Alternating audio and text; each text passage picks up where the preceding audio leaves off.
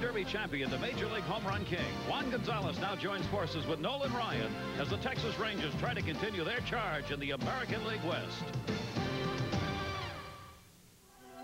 It was almost 24 years ago when two events collided that would shape the destiny of the Rangers. The Miracle Mets won it all. For the 22-year-old Nolan Ryan, his only trip to the World Series, a return dream he pursues to this day.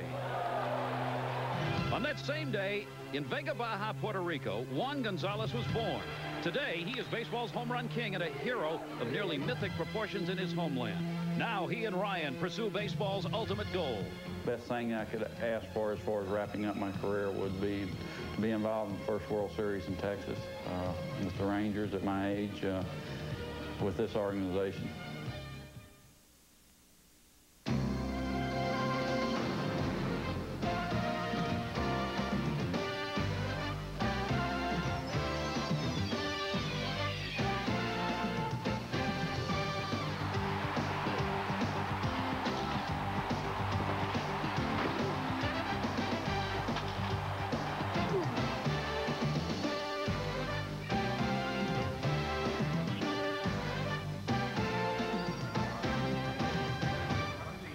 Welcome to Arlington, Texas at ESPN's Monday Night Baseball.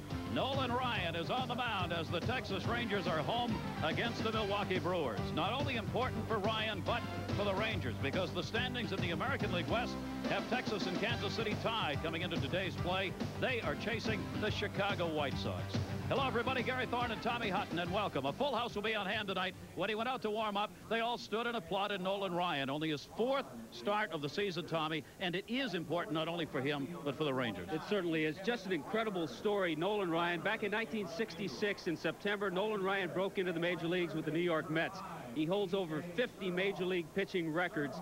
5 different commissioners have gone through baseball while Nolan Ryan's pitched. 6 different presidents have gone through the White House. Nolan Ryan's played for 15 different managers, too. But there's a saying in baseball, what have you done for me lately? Nolan Ryan hasn't pitched in 2 months. The Texas Rangers have had trouble with their starting pitching. The starting pitching has an ERA a point higher than the relief.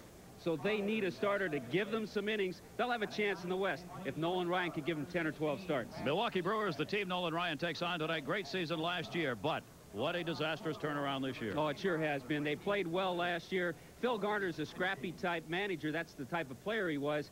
He needs them to play the same way. They have to play good fundamental baseball. They haven't been doing that. They're down in fielding, they're down in pitching, and they're really down in hitting.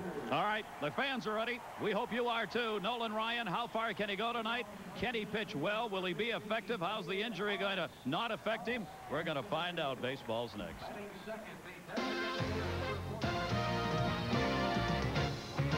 ESPN's Monday Night Baseball is brought to you by Budweiser.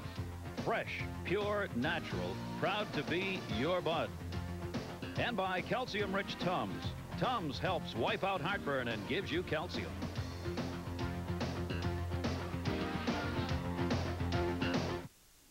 Good evening, everyone. I'm Tom Mees. I'll be your studio host. We'll be rolling in highlights of other games all night. Let's go to the scoreboard. Before we go to Arlington for Nolan Ryan's return, Cleveland leading Oakland, Minnesota leading Detroit, the Tigers' first home game since July 4th. Rain in New York, rain also in Baltimore as the Orioles have a lead there.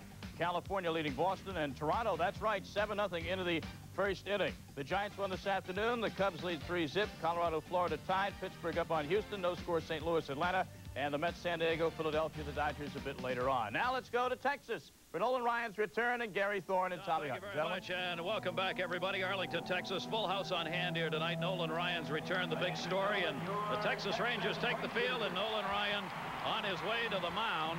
Only the 4th start that he has made this season. And obviously, as Tommy said, for the Texas Rangers, if they are going to give chase, this is a man they need to have back in that starting rotation. Innings and effectiveness, both from Nolan Ryan. Yeah, what Kevin Kennedy would love to see from Nolan Ryan starting tonight are those quality innings. And I mentioned the starters for the Texas Rangers are 31 and 34. Earned run average is about 4.5. The relief is much better. So they need Ryan to take charge. It's a difficult situation, Gary, for Kevin Kennedy, because he has to look at Nolan Ryan, the legend, but he has to separate the legend from a starting pitcher. He needs to win the ball game. Importantly, he wants to get Nolan Ryan some work too. Bill Garner's the man who's tried to load the lineup tonight to do the best he can against this Texas team because they want to get out of the cellar. They are the Brewers. And for Garner, the lineup he's going to put out on the field tonight. Milwaukee Brewers will have Darryl Hamilton leading it off. He'll be in center field. The veteran Robin Yount makes the start at first base. Greg Vaughn, great season, the DH batting third. Former Texas Ranger Kevin Reimer will bat cleanup. He'll start in left field. B.J. Surhoff will be at third base. Doing the catching because of injuries, Tom Lampkin making the start. Tom Brunansky, unusual start for him tonight. He'll be in right field. Spires back in the lineup will start at second base. And batting ninth at shortstop, Pat Listach. Of course, we'll be looking at Nolan Ryan, the left hip, put him on the DL, the right knee. He had surgery. He throws 4 different pitches. We could tell you about them. We'd rather you hear from Nolan Ryan. This is the way I throw my 4-seam fastball. I do that when I try to ride the ball.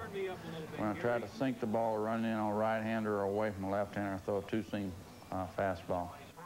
When I throw my curveball, I throw it with 4 seams. This finger really is just a guide. There's no pressure on it. Pressure points on your middle finger and your thumb. My circle changeup, I throw it like that.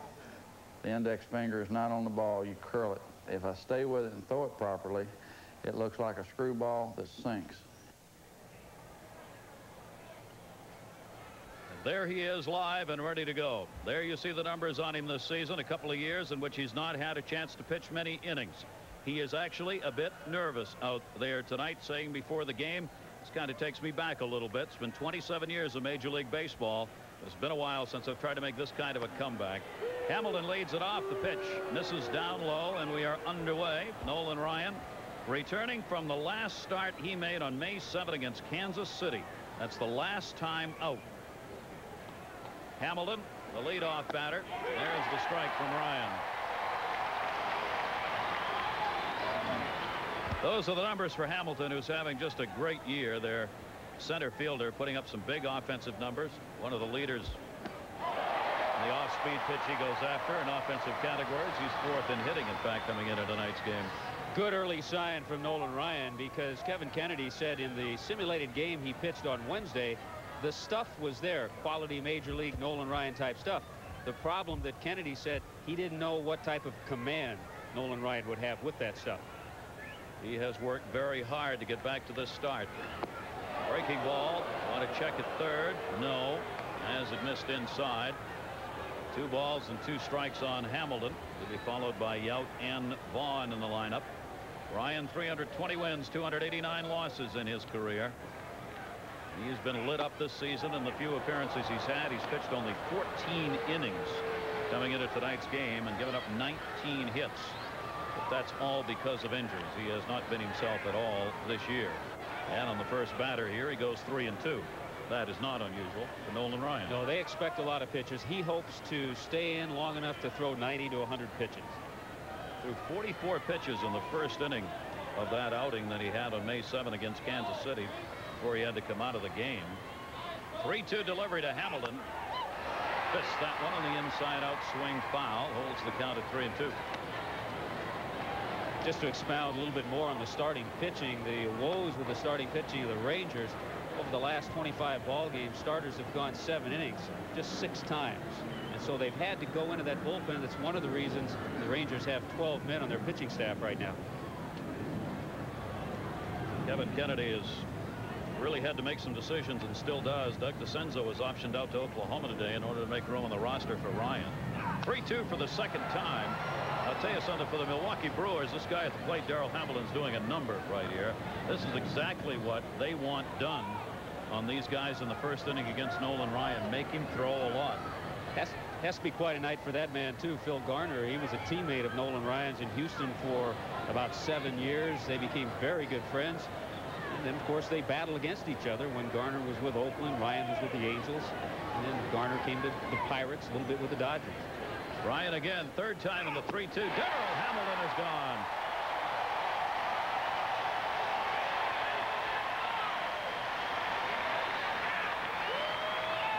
This is exactly what the sellout crowd wanted to see. Fastballs, all the fastballs clocked by Nolan Ryan during that at bat of Darryl Hamilton. 93, the last one 94 miles an hour to get him.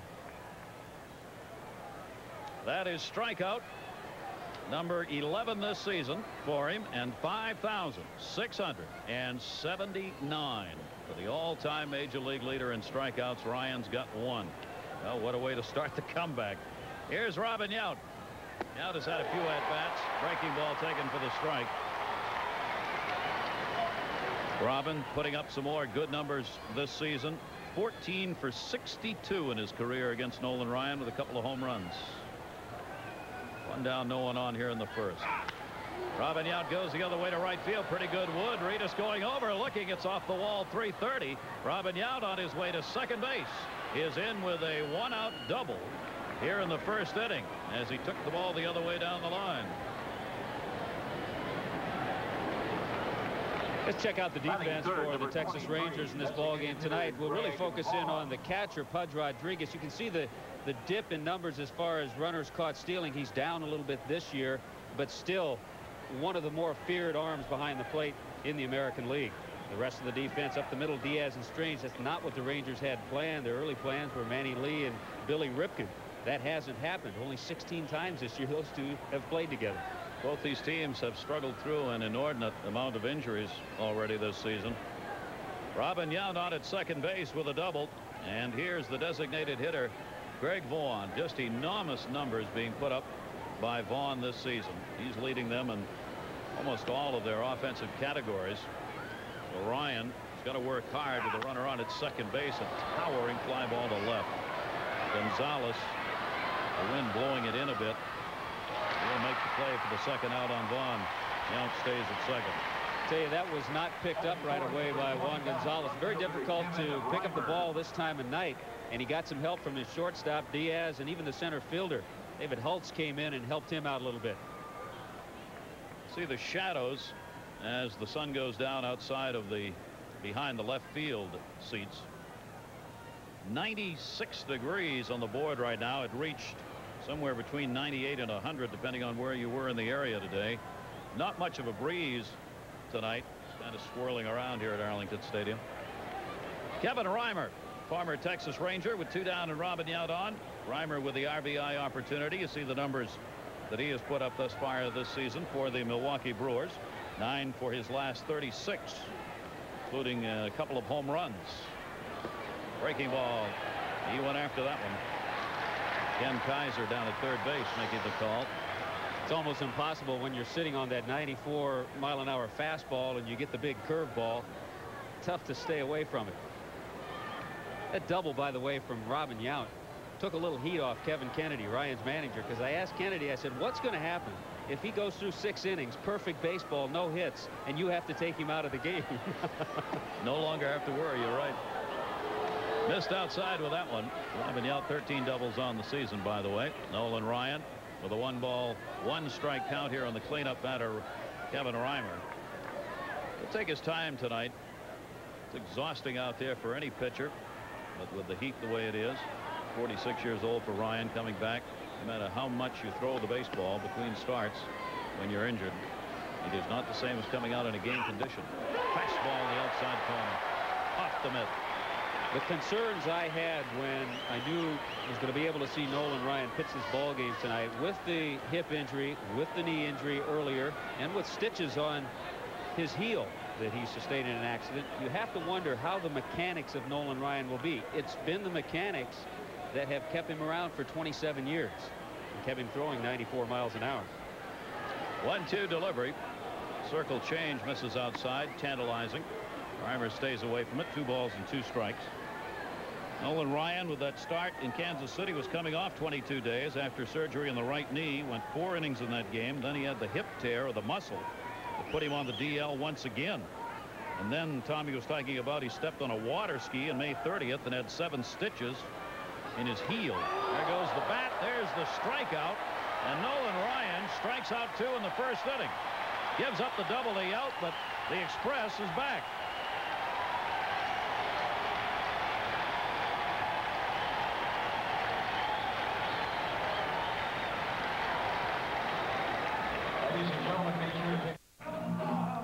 Ryan takes care of the Brewers. Now we'll have a look at the Texas Rangers. As you take a look at their crowd on hand here tonight, there you see Dean Palmer down there bending over, the big home run hitter, part of this powerful attack the Rangers have. And for Kevin Kennedy tonight, starting lineup for the Texas Rangers will look like this. Real star at the top. David Halsey is playing in center field. We'll tell you about him. Julio Franco, the designated hitter. A sizzling Rafael Palmeiro at first base. The home run king Juan Gonzalez bats cleanup in left. Man, you were just looking at Dean Palmer can put the shots out from third base. Gary Arias, the veteran, is in right field behind the plate.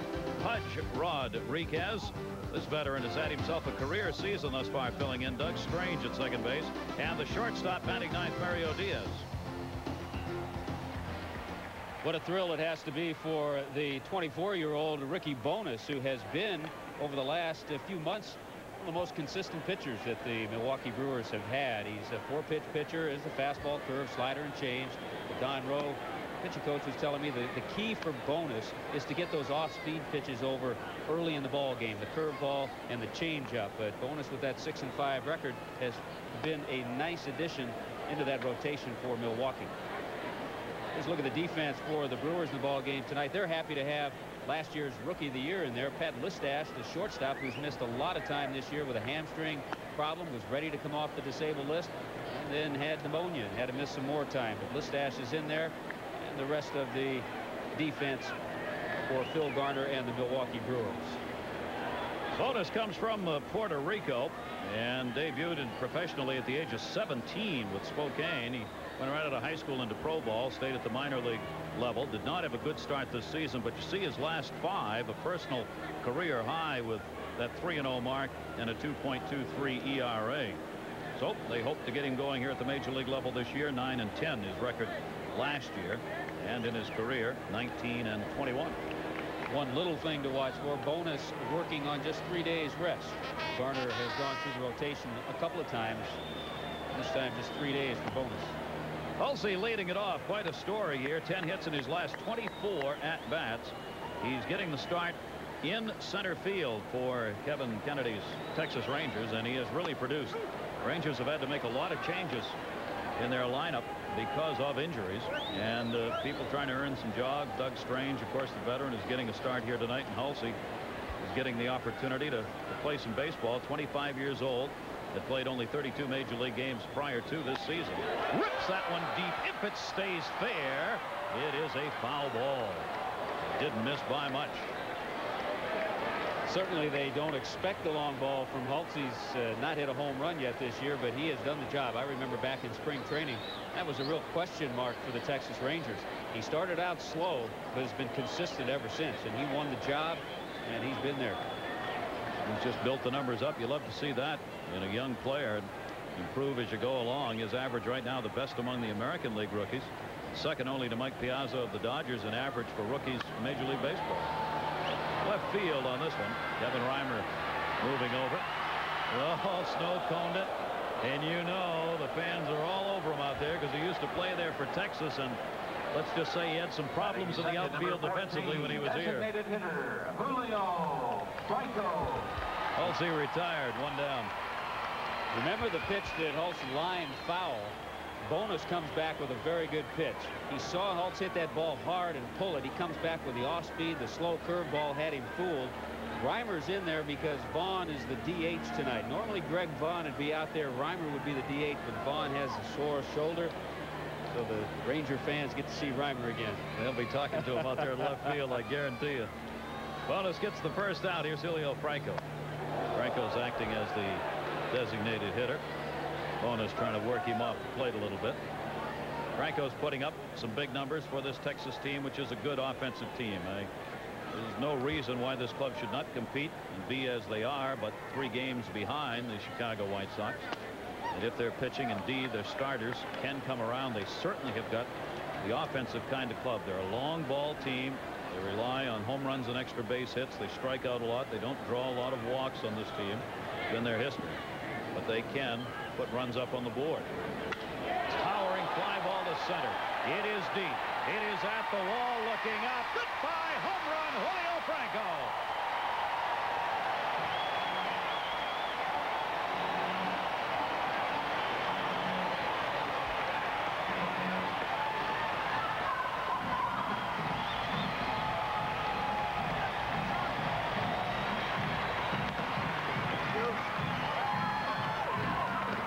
400 feet away off Ricky Bowness, who gives up home runs. Well, it was a 90-mile-an-hour fastball to this 300 lifetime hitter. Franco, a line drive type hitter, but when he gets the ball lifted into the air with that powerful swing, there's never a doubt Darrell Hamilton takes a courtesy peek, and it's gone. That is home run number 11 for him, and Franco gives the Rangers a 1-0 lead. Palmeiro down to first, played by Robin Yount, who's playing first base tonight, and there are 2 down. And there is Franco. 400 to dead center, and that was a dead center drive. I mean, it couldn't have been much straighter. 45 RBIs for him.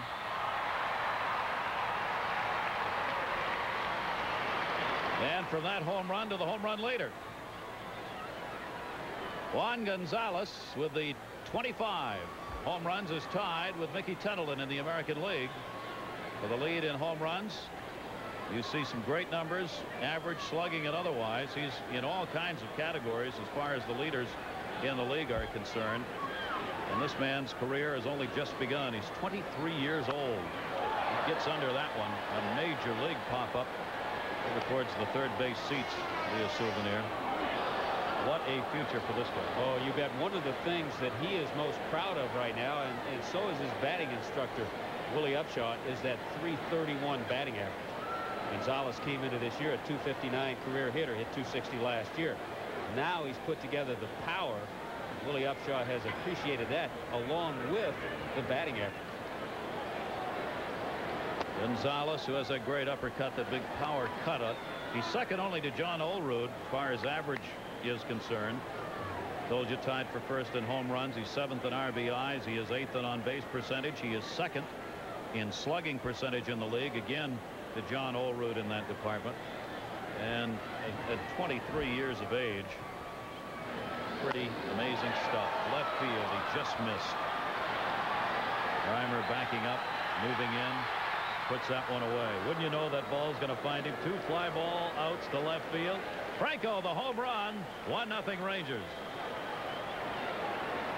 Ladies and gentlemen, the Pleasure takes us to the pennant chase in Atlanta. Bottom of the 4th, Cardinals and Braves. 2 second-place teams, no score. David Justice singles to right. Ron Gant, a lot of speed on second. He's coming home. Here comes Mark Whiten's throw. Never touches the ground. Pagnozzi gets Gant. He's gone. And leading off the top of the 5th, Mark Whiten. This thing never touches the ground either. A rocket at the launching pad. Mark Whiten, 4 homers since the All-Star break with 9 RBIs. St. Louis leads it. Back to Gary. B.J. Surhoff leading it off against Nolan Ryan. And takes the pitch outside. Nolan with a run to work with here.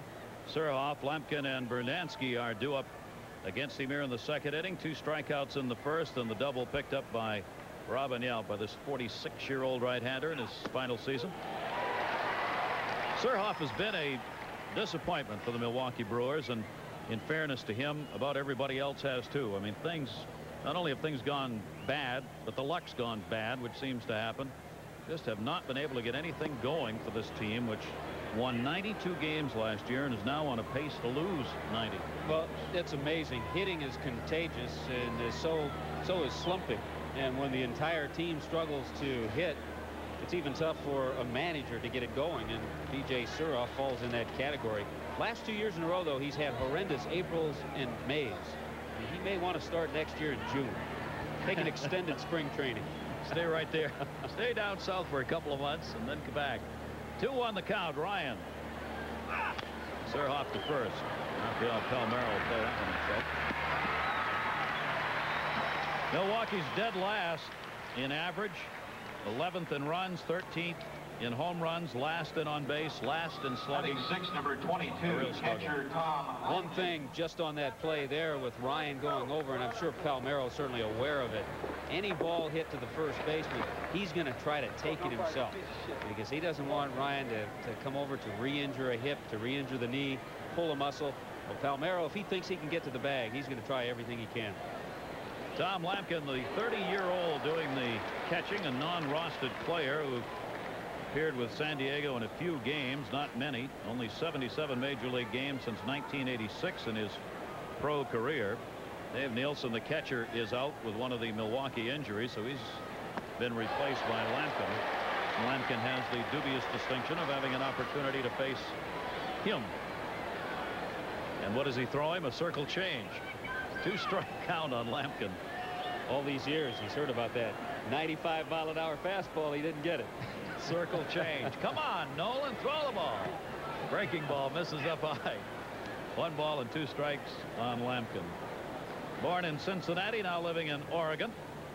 Lots of minor league action in his career. Had been with Cleveland in the American League and San Diego in the National. Ryan's 1-2 is a breaking ball, misses inside. Tommy, you and I were commenting between innings. Ryan, with all the fastball that's there, is throwing some great off-speed breaking stuff here. Yeah, that's usually the hardest for him to come back and control after he's been off for quite a while. Circle change, which is that Scroogey action, as he said, down and away, and that slow curveball, that last pitch. Fastball away here. 2-2. Got it where he wanted it. Lampkin gives it a ride. Hulsey, the center fielder, racing out. Can't get it right at the base of the wall. And the second double off Nolan Ryan is picked up by Lampkin. And he drilled that. About a 398-foot double right there. So there's a memory for him. Sure is. He finally got that fastball, too. 93 miles an hour. And it was out over the plate. He was able to reach, get some good extension. Stayed with it. Didn't pull off the ball. If his head shoulder pulls off that ball, he doesn't drive it that well to right center field. 5 doubles and 76 at-bats for Lampkin. The limited opportunities he's had. He's at least picking up some extra base hits. Tom Brunansky now will try and get him home to tie this game up. Brunansky is in an 0-for-8 slump right now. He also part of a season that is not going well. They had hoped Tom Brunansky in Milwaukee was going to add some power and RBI. That has not happened. Fastball taken for a strike. Yeah, that was you start back in spring training, and the Brewers had hopes for Brunansky. They thought John Jaha would supply some pop at first base. They thought Dave Nilsson, the catcher, would be a powerful hitter for them. None of those things have worked out. 0-1 the count. Runner at second. Ryan, you're not going to hit that pitch. Perfectly placed at the knees and sinking as Brunansky went after it just off the inside part of the plate. 0-2. Well, when you're 0-for-8 and you're hitting 105 the last 14 games, and mostly against left-handed pitching, Bruno wasn't real excited maybe about seeing his name in the lineup tonight with Nolan out there. Only 4 hits in his last 38 at-bats for Brunansky. Tom takes that one away. 1 ball, 2 strike count. Talking to Brunansky before the game, he says, I'm not going to let the numbers get me down. He says, I think my career may be winding down. I'm going to enjoy these days of Major League Baseball and take it one day at a time, give it what I've got, and hope I can contribute. 1-2 delivery. We hear that so often, but it's so true. Swung on and foul tipped. When you get to the end of a career, in fact, at the beginning of a career, there's very little else you can do in sports except play one game at a time. That's the nature of the beast. It's actually refreshing to hear Tom Brunansky say that he thinks his career is winding down. There's so many players never can get to that moment to say that. Yeah, that gets sad sometimes, doesn't it? Bruno's not sad. Loving every minute of it. And with the power he's got, who knows? Probably be expansion and hang around again. 1-2 by Ryan. Great pitch. Breaking ball. Brunansky tied up, and Ryan already has 3 strikeouts. It really has been amazing the way Ryan has thrown the different pitches. We've talked about 94-mile-an-hour fastballs. This is a 78-mile-an-hour curveball for strike 2. So now he knows that he can get Brunansky with the curve. Nah, I'm not going to throw the fastball. I'll throw the curveball, a pitch that he worked on and developed in the early years with the California Angels under the tutelage of the late Tom Morgan. He was the pitching coach then at that time. So Ryan with 3 strikeouts. Still Lampkin on at second base with a double. 2 hits off Ryan, 2 doubles, 1 in each inning. Texas leading at 1-0, and Billy Spires. Fastball on the outside corner. Billy Spires, 262 lifetime hitter who was injured last season, did not have the opportunity to get in the games he had hoped for. He played in only 12 games last year, a real loss to the Brewers, who felt if he had been healthy last year, they won 92 games, he might have been the difference and been able to put them over the top. This season, however, the numbers have not been where he would like them. You think these guys want to miss a pitch from Nolan Ryan. Look at the bullpen. The bullpen usually they're either down in that dugout or they're extended out along the fence. Not tonight. They want to see Nolan. It's be like old-fashioned baseball. We'll have people circling the outfield in the in-play.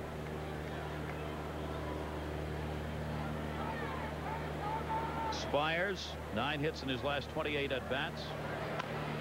The off-speed pitch fouls it off as Ryan continues to mix up the fastball and the off-speed pitches.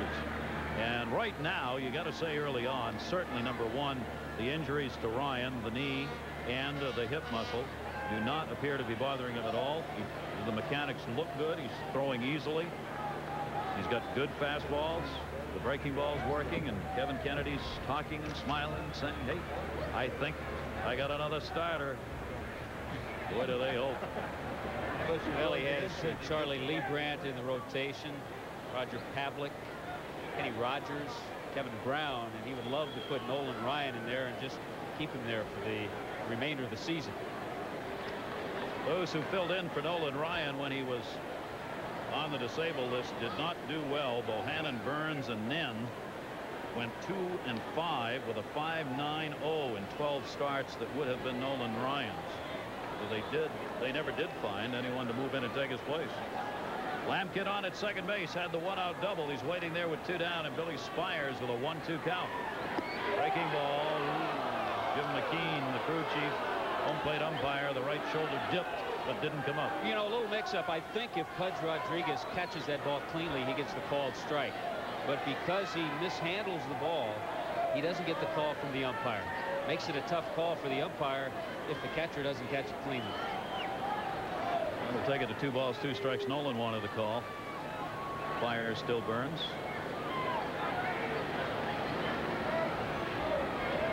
2-2 delivery again.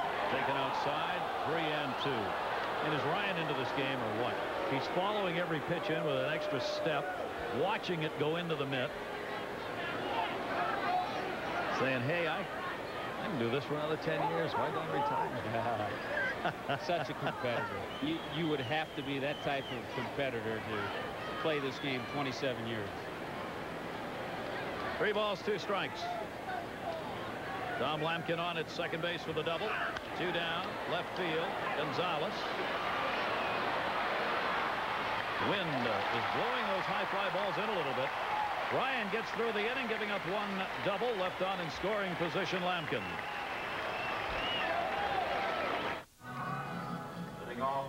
Julio Franco's home run has given Texas the 1-0 lead.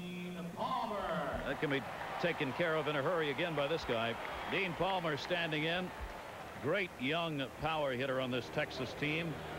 Cecil Fielder this season has hit the longest home run in the majors, 484 feet this year. Palmer's had the second longest, 477. He hit it at Detroit on April 20th. He is right now 6th in home runs in the league with 21, 9th in RBIs, and 9th in slugging. He's also 2nd in the majors striking out. Sound like a power hitter? Well, that's exactly what Dean Palmer is.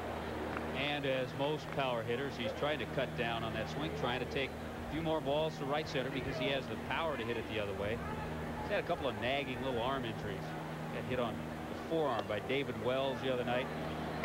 He's had a right elbow problem. Bounced up, caught him in the jaw, that pitch that hit him in the forearm. Been some concern among the Texas Rangers. They've had some guys getting hit of late by opposing pitchers. And some talk around the fans and even some of the players about it may be time to do a little protection job. Kevin Kennedy saying because all the power they have, pitchers like to get their big guys off the plate. And when they do so, they're coming a little bit inside too far on some of these guys, and Texas pitchers are taking note. 2-2 to Palmer. Rips that one up the middle. He's got himself a base hit. Palmer swinging a hot bat, 8 for 23, leadoff single. Let's check in with Tom Mees. All right, Gary. Budweiser takes us to the Pennant Chase Yankee Stadium where they had an hour and 10-minute rain delay, but they started it, and so have the Yankees. They've started. Bernie Williams going the other way to left field. We saw the Yankees pile up a bunch of runs last night against Oakland. They've played 1 inning tonight, and New York already has 3 on the board against former Yankee Tim Leary. Gary? Well, New York, they're playing some mighty good baseball. They have tied Toronto for first. They are on a 3-game win streak. Gary Reedus up, and a strike on the outside corner. Ricky Bowness now with Palmer on with a leadoff single at first, and Reedus. He, another one of the utility players for this team, who's been able to pick up some playing time. Veteran who's .250 career average. He has a runner at first in Palmer. Bowness will look for the ground ball. Runner goes. Lemkin's throw is on the mark, and in time he got him. Dean Palmer taken out by Lemkin, who's now thrown out 9 of 19. Nice numbers, Thomas.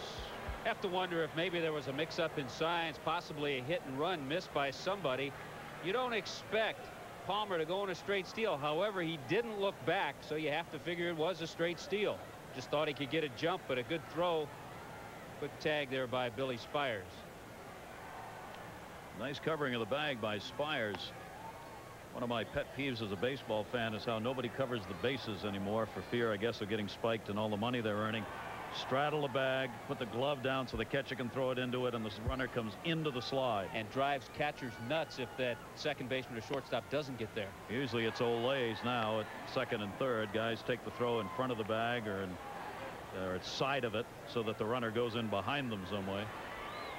3 ball, 1 strike count. Leadoff single taken away as Palmer picked off with a nice throw. And another major league pop-up right at the mound. Traffic, please. First base, Yount. Oh, he's got it. That's not an easy play for Robin Yount because he's been put in a position now only the 3rd time this year. He has started at first base, and prior to this year, he hadn't played first since 1986. They had to lead him over there, show him where it was. Said he's been there a lot, only but on the offensive side. Again, they're trying to find some offense in this lineup. The reason they moved him over to first base, Jaha had earned the job at first, and they traded in order to open that job up for him, and hasn't produced. Well, think about it. The infield with Yount, 8 home runs total, and Robin has 5. Myers with 1, Listash 1, Surhoff 1. Budge Rodriguez fouling that one off. And some numbers done by position on this Milwaukee team, Tom.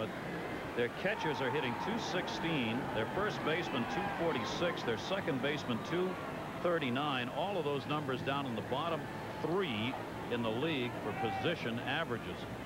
It's just gone all around with the ball club being unable to produce.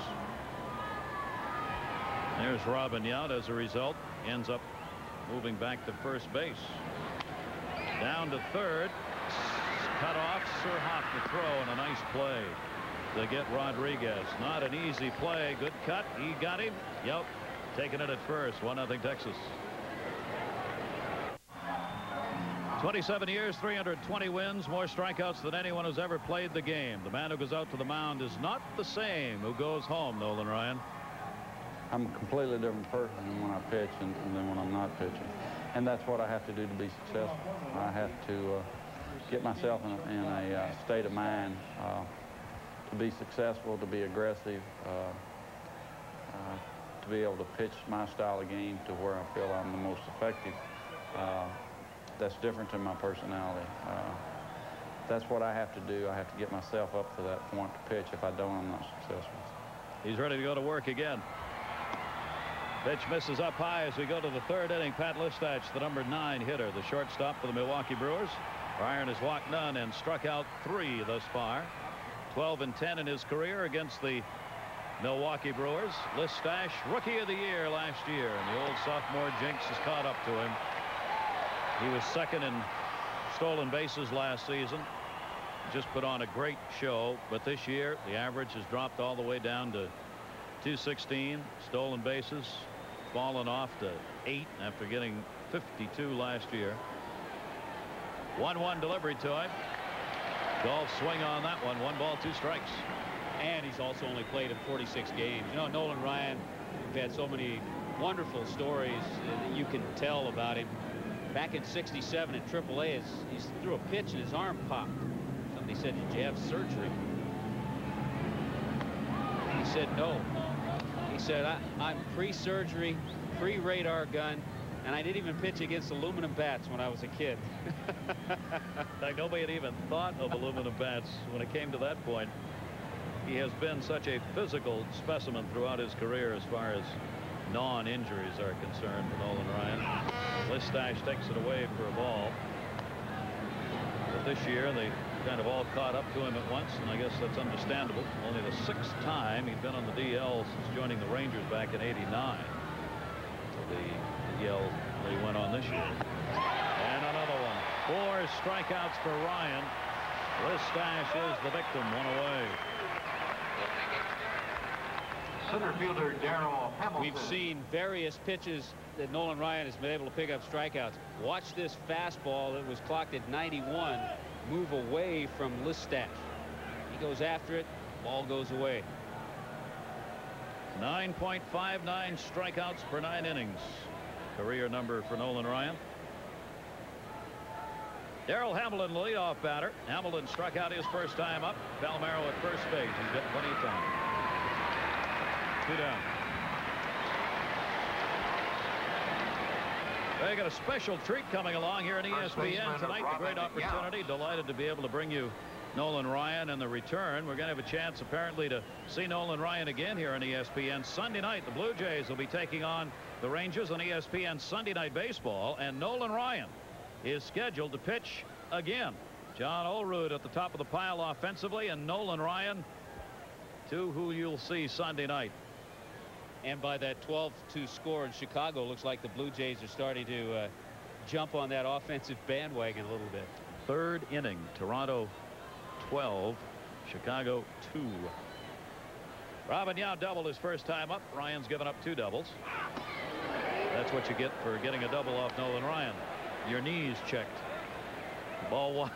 You know, as you would imagine, these two guys have hooked up a number of times. And Robin has only hit before that double just a little over 220 against Nolan.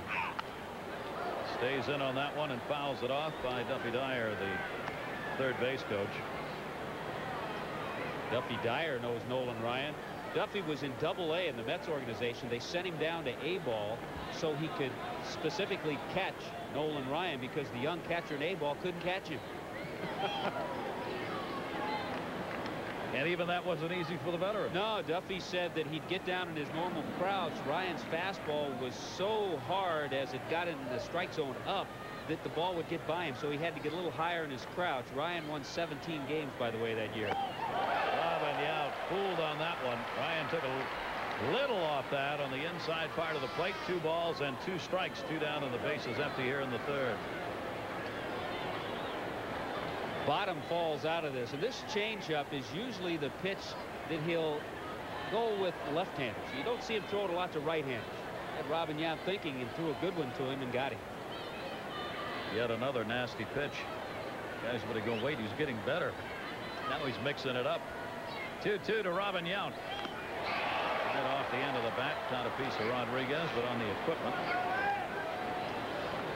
Rodriguez has thrown out 24 of 62 this season. His percentage of getting the base stealers has dropped down a bit from last year and from the first part of this year. Pudge is active back there, too. In the American League, only Chris Hoyles and Pat Borders have caught more games. They need to keep an eye on him. He had a bad second half last year, and he's tailed off a little bit, too, now. And at the plate. Ryan again with a 2-2 to Yount. No. Mark Johnson down at first base, the umpire. Jim Keane behind the plate. Jim McKean, Mark Johnson's at first, Vic Otaggio at second, and Ken Kaiser at 3rd. Veteran crew. Right in the game. Kevin Kennedy would like to have had that one for his pitcher. 3-2 count. Very good. Lifetime hitters have had virtually no success against Nolan Ryan. Just over 200. Swung on, hit in the air to right. Robin Yount gave it a pretty good ride, but not far enough. Hauled in by Rita. So 1-2-3 inning for Nolan Ryan, and he looks strong. Budweiser takes us to the pennant chase in Boston. The Red Sox and Angels. John Valentin, a meek little grounded to short, but Gary DiSarcina boots it. In comes Scott Cooper. That made it 4-2 Boston, but Greg Myers just hit a solo shot for California. 4-3 Red Sox in the 6th. Gary?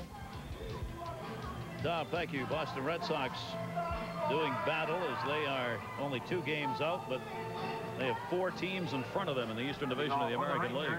Texas leading here, Julio Franco, the home run that came in the first inning off Ricky Bonas. That's the only run on the board. Bonas is not a strikeout pitcher. He's not overpowering. He's walked 29, struck out 34 in 102 innings this season. 19 and 21 in his career, 24 years old, has never had a complete game in his major league career. Doug Strange. Strange is was putting up some very big numbers. He's gone into a tailspin, but a career season already in doubles, homers, and RBIs and stolen bases for Doug. He never expected to have the playing time that's happened to him so far this season. Missed outside, 1 ball, 1 strike. One of the changes that the Texas Rangers had to go through was when they found out they wouldn't have Jose Canseco the rest of the year. So they had to play a little different type ball, and it's actually been a better brand of ball for them. On chase, Surhoff, and that'll end up in the seats. You said the wind's swirling here and enough to pick up the high pop-ups. Right now they're blowing from right to left. Not any kind of a strong wind at all, but enough to take those high pop-ups away. There was a series that the Rangers had in Toronto. They swept the Blue Jays 4 games, and Kevin Kennedy, I would imagine in that 4-game series, 5 or 6 times had the hit and run on with the bottom part of the order. So he really tried to use guys like Strange and Diaz in that role to create some runs. Kevin Kennedy's team has lost their last 2 as Detroit came in here and they split a 4-game series.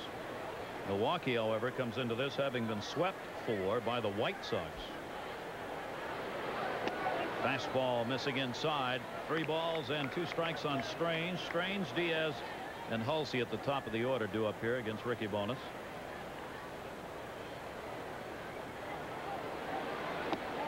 And he's on. Leadoff walk, first given up by Bonas. And the Texas Rangers get the leadoff man on base here in the 3rd. Well, let's see if Kevin Kennedy follows that plan he had going up in Toronto. He had Palmer caught stealing in the 2nd. I think that probably was a straight steal, but this is a different situation because you have 2 different type players involved. Diaz, the hitter, who has pretty good bat control, and Strange, the runner at first base. All right. Keep an eye on it here and see what he decides to do. Mario Diaz will try and move him up. Pops it up. Diving catch made Lampkin. Boy, is he putting on a show right now. This catcher, non-roster, up for Nielsen, who's injured, has already made 1 great throw down to take Palmer out at second base and a tremendous play on the bunt. In order to make this play as a catcher, you have to have quick reactions and get out of that crouch and pick up the baseball. Lampkin does both. Gets out quickly, picks up the ball, and then is able to hang on, and he doesn't drop it. That's a good play. Boy, does that ever help a pitcher. Look at his look, too. He knew exactly the situation. David Hulsop, now the leadoff batter, who flied out to left his first time up. Runner remains at first base. Strange. Diaz did not get him moved up. And Ricky Bonas, the benefactor of that. Surhoff stays in at 3rd off the cut of the grass. And that's fouled off. Hulse has seen Bonas a couple of times this season, a couple of games. He's now 2 for 4 against him, the chances he's had. Checking down to see what Kevin Kennedy's got on. Dave Oliver coaching at 3rd. Mickey Hatcher at 1st for the Rangers. 0-1 the count. Strange, big lead at 1st. Strike taken. Strange has picked up 5 stolen bases, been caught 3 times this season. Looking for anything here, it's the hit and run. Big hole between first and second base. Hulse to pull the ball with the bag being held by Robin Yount. Yeah, once Bonas got that 2nd strike, all Hulse tries to do now is make contact. And that's the type of hitter he is. He doesn't go away from his ability. The block made. Lampkin. You see so many little guys come and go in the major leagues. They get that opportunity. They don't try to use their skills. Hulse is not a home run hitter. He's a Brett Butler type player. And if he stays that way, he'll be around a while in the major leagues. If he starts to try to hit home runs, he'll be back at Oklahoma. Yeah, that's about it, isn't it? Where's Lampkin been? Does he play like this all the time? 30 years old, all those minor league seasons. Right back to the mound. Ricky Bonas got one. Listach got him on the relay throw to the out. So they turn 2 on Hulls, the leadoff batter. Leadoff walk ended up being nothing. And Bonas faced only 3. That's the way to go, Ricky. Brings us the K factor. Striking out the side on 9 pitches. It's like bowling a perfect game. Nolan Ryan has done it twice, once in each league. The only pitcher to do that. The Dodgers victims in the NL, the Red Sox the victims in the American League. Gary? And in this game, Nolan Ryan has given up a couple of hits, 2 doubles. They haven't gotten anything off him, and he's got Julio Franco's home run to put him up 1-0. Well, he's thrown 50 pitches, 26 fastballs, an average of 93 miles an hour. There's Hamilton for the first strikeout on a fastball. Reimer with a curveball. Bruno with the curveball. Back with the fastball gets Pat Listach. Just in case you missed it, we wanted you to see him again. 5,682 and counting, Nolan Ryan. Tommy, maybe the most amazing thing on him, the Elias Sports Bureau, in their baseball analyst, his strikeout rate is higher since he turned 40 than at any other time in his career. Since he turned 40, his strikeout average is 10.39. Back when he was 20 and 20 to 30, it was under 10. 35 to 39, it was 8.89. But since he turned 40, it's 10.39 strikeouts per 9 innings. There's a reason, too. The reason being, since he turned 40, as he got older, he perfected that circle change a little bit better, and he perfected the sinking fastball better to go along with the fastball and curve that he already had. Imagine that. Over the head. Greg Vaughn, the designated hitter, flied out his first time out. That's why Ryan and Wine are so often compared. Except Ryan's been on court, and the best Wine hasn't. 2 balls, no strikes. So 2 no-hitters since he turned 40. Amazing stuff. A wicked good fastball right there. 2 balls and 1 strike. The wins, though, have not been there over the past seasons. He's just not been able to get the W's the way he would like to have had, and as have come along in the past. 6 wins in his last 30 starts over the last 2 years. This season, a 1-2 record. 2-1 got him to chase the fastball. Hamilton turns around to ask the umpire where it was, and Jim McKean says it was out there. 2 balls, 2 strikes. Some umpires will answer that question, but usually the veterans do. Some of the younger umpires are a little reluctant to say whether it was in the strike zone or not when you swung at it. They say it looked bad. They say, no, it sounded good to me. Yeah. 2-2 to Vaughn. 3 balls, 2 strikes. All-star Greg Vaughn got a base hit in the All-Star game. He was proud and pleased to be there too. Certainly has earned it. 9th in home runs, tied for 5th in RBIs. Went to the All-Star game with a second best runner in scoring position average for Mo Vaughn. I guess Vaughn's the magic number when you're talking about runners in scoring position. Mo Vaughn was first at the All-Star break with Boston, and Greg Vaughn in Milwaukee was second. 412 was his average with runners in scoring position at the break.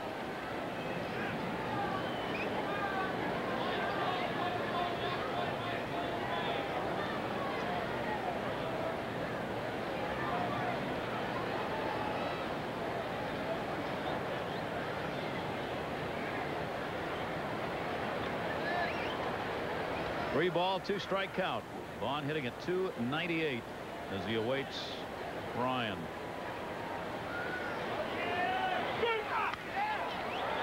Get around on the fastball outside of first. Palmero with chase, no play. You know, you always come across these types of stories, but years ago, in his last year with the California Angels, Buzzy Bavasi, a very good judge of baseball talent. Nolan Ryan, well, he's a .500 pitcher. So they allowed him to go. He signed as a free agent with the Houston Astros. Since that time that he left California, he's won 153 ball games and lost 130. That's a little better than 500. Well, that's always been the numbers those who look for maybe something on the negative side of the Ryan point to. Drilled to left field. He got a hold of that one. Back at the wall, Gonzalez looking up, and it is a foul ball. The wind again, just enough to blow that ball ever so slowly over foul, because he hit it so high in the air. You see, it's not a big breeze blowing here, but when those pop-ups get up above the stadium wall, those outfield signs, it's blowing it towards left.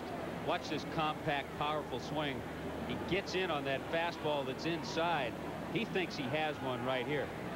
Greg Vaughn thinks he has number 20 and RBI number 70. That ball started off about 10 or 15 feet fair, and the wind took it foul. He'll work again. Ryan again with a 3-2 to Vaughn, and he's on. First walk given up by Nolan Ryan, and the leadoff man is on for the Brewers here in the fourth inning. The Rangers leading it 1-0. Chance for Milwaukee here in the fourth, with Kevin Reimer coming to the plate. He struck out his first time up.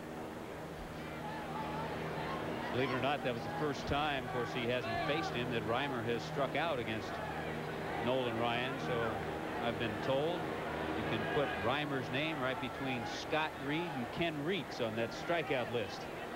Page 988. That one to left center field. Good shot. Gonzalez and Holtz giving chase. They will not have a play. It's off the wall.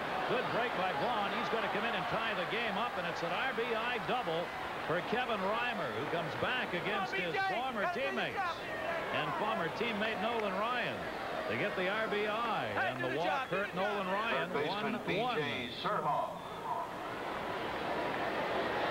And that was a true gapper. Hit hard. He gets 3 him over. doubles See now off Nolan Ryan. The 3 hits for the Brewers. Something towards first. Take 27th extra base hit for Reimer, and when he is hitting well, he hits the ball that way. When he's not hitting good, he pulls that ball and doesn't hit it as hard. But finding that left center field gap shows that he swings it that well. Reimer heading to third. Palmeiro thought about a throw, decides against it. Surhoff retired again. Second time he has grounded out to Palmeiro. One of the toughest plays in baseball is what Palmeiro was thinking about that time. That ground ball to first and a runner going to third.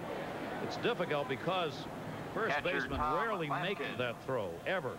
Practice or game conditions. Well, I know, just don't do it. I know you saw a guy make that play a few times. Keith Hernandez. Keith Hernandez. Yeah. It's a throw, as you said, you don't practice it a lot. But the heads-up first baseman, now Palmeiro he looked because he knew Reimer doesn't have great speed. That's why you look. He decided to take the outfield early in the game. Later in the game, a little different story. Well, maybe you go for it. Infield now is drawn in. Lampkin had a double his first time up. The catcher up with 1 out. The game tied at 1-1. Ryan has given up 3 hits, all doubles, and there's the infield. It's drawn in to go for a play at the plate here against the left-handed hitting Tom Lampkin, who picked the double up in his first at-bat. Lampkin has put on a show here in this game.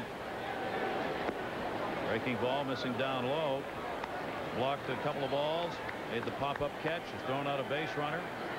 30-year-old non-rostered catcher. Duffy Dyer with the signs from third. It's really kind of a strange setup the Brewers have. They have actually 4 catchers on their roster. You mentioned Nielsen, Joe Kamak, right-handed hitter. There's 3 catchers right there.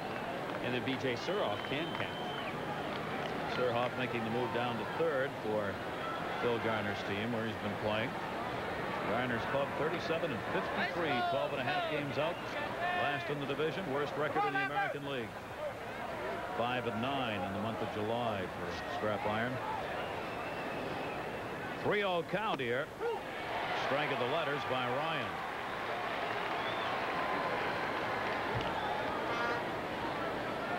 I don't know what the signs would be here. 3-1 with the infield drawn in. And Reimer at third. Signs would be swing away. Yeah, you're not going to squeeze Reimer. Not going to squeeze with Reimer or with Lampkin, a left-handed hitter up there. 3-1. He's just trying to get him home. Shallow left. Gonzalez, runner tagging. He ain't going anywhere. Reimer. Oh, he's coming home, and he makes it. Rodriguez moved down the line to back up the cutoff throw. Kevin Reimer tags rings up on a shallow fly ball against Gonzalez. It was a bad throw by Gonzalez. And Rodriguez, I don't know why he'd gone so far down the first baseline to back it up. You called it, though. That's exactly why he leaves. He thinks the throw is going to come through. He doesn't think that Reimer's even going to come, but he took off. That's the type of play we talked about, scrap iron. Phil Garner, that's the way he has his club playing. Why not take advantage of it? And he did, and Gonzalez's throw was offline. Credit Lampkin with his 15th RBI, and it's a 2-1 Brewers lead now. Tom Brunansky stands in. Bases are empty, 2 down. RBI sac fly for Lampkin. Well, teach me to make those decisions ahead of time, won't it?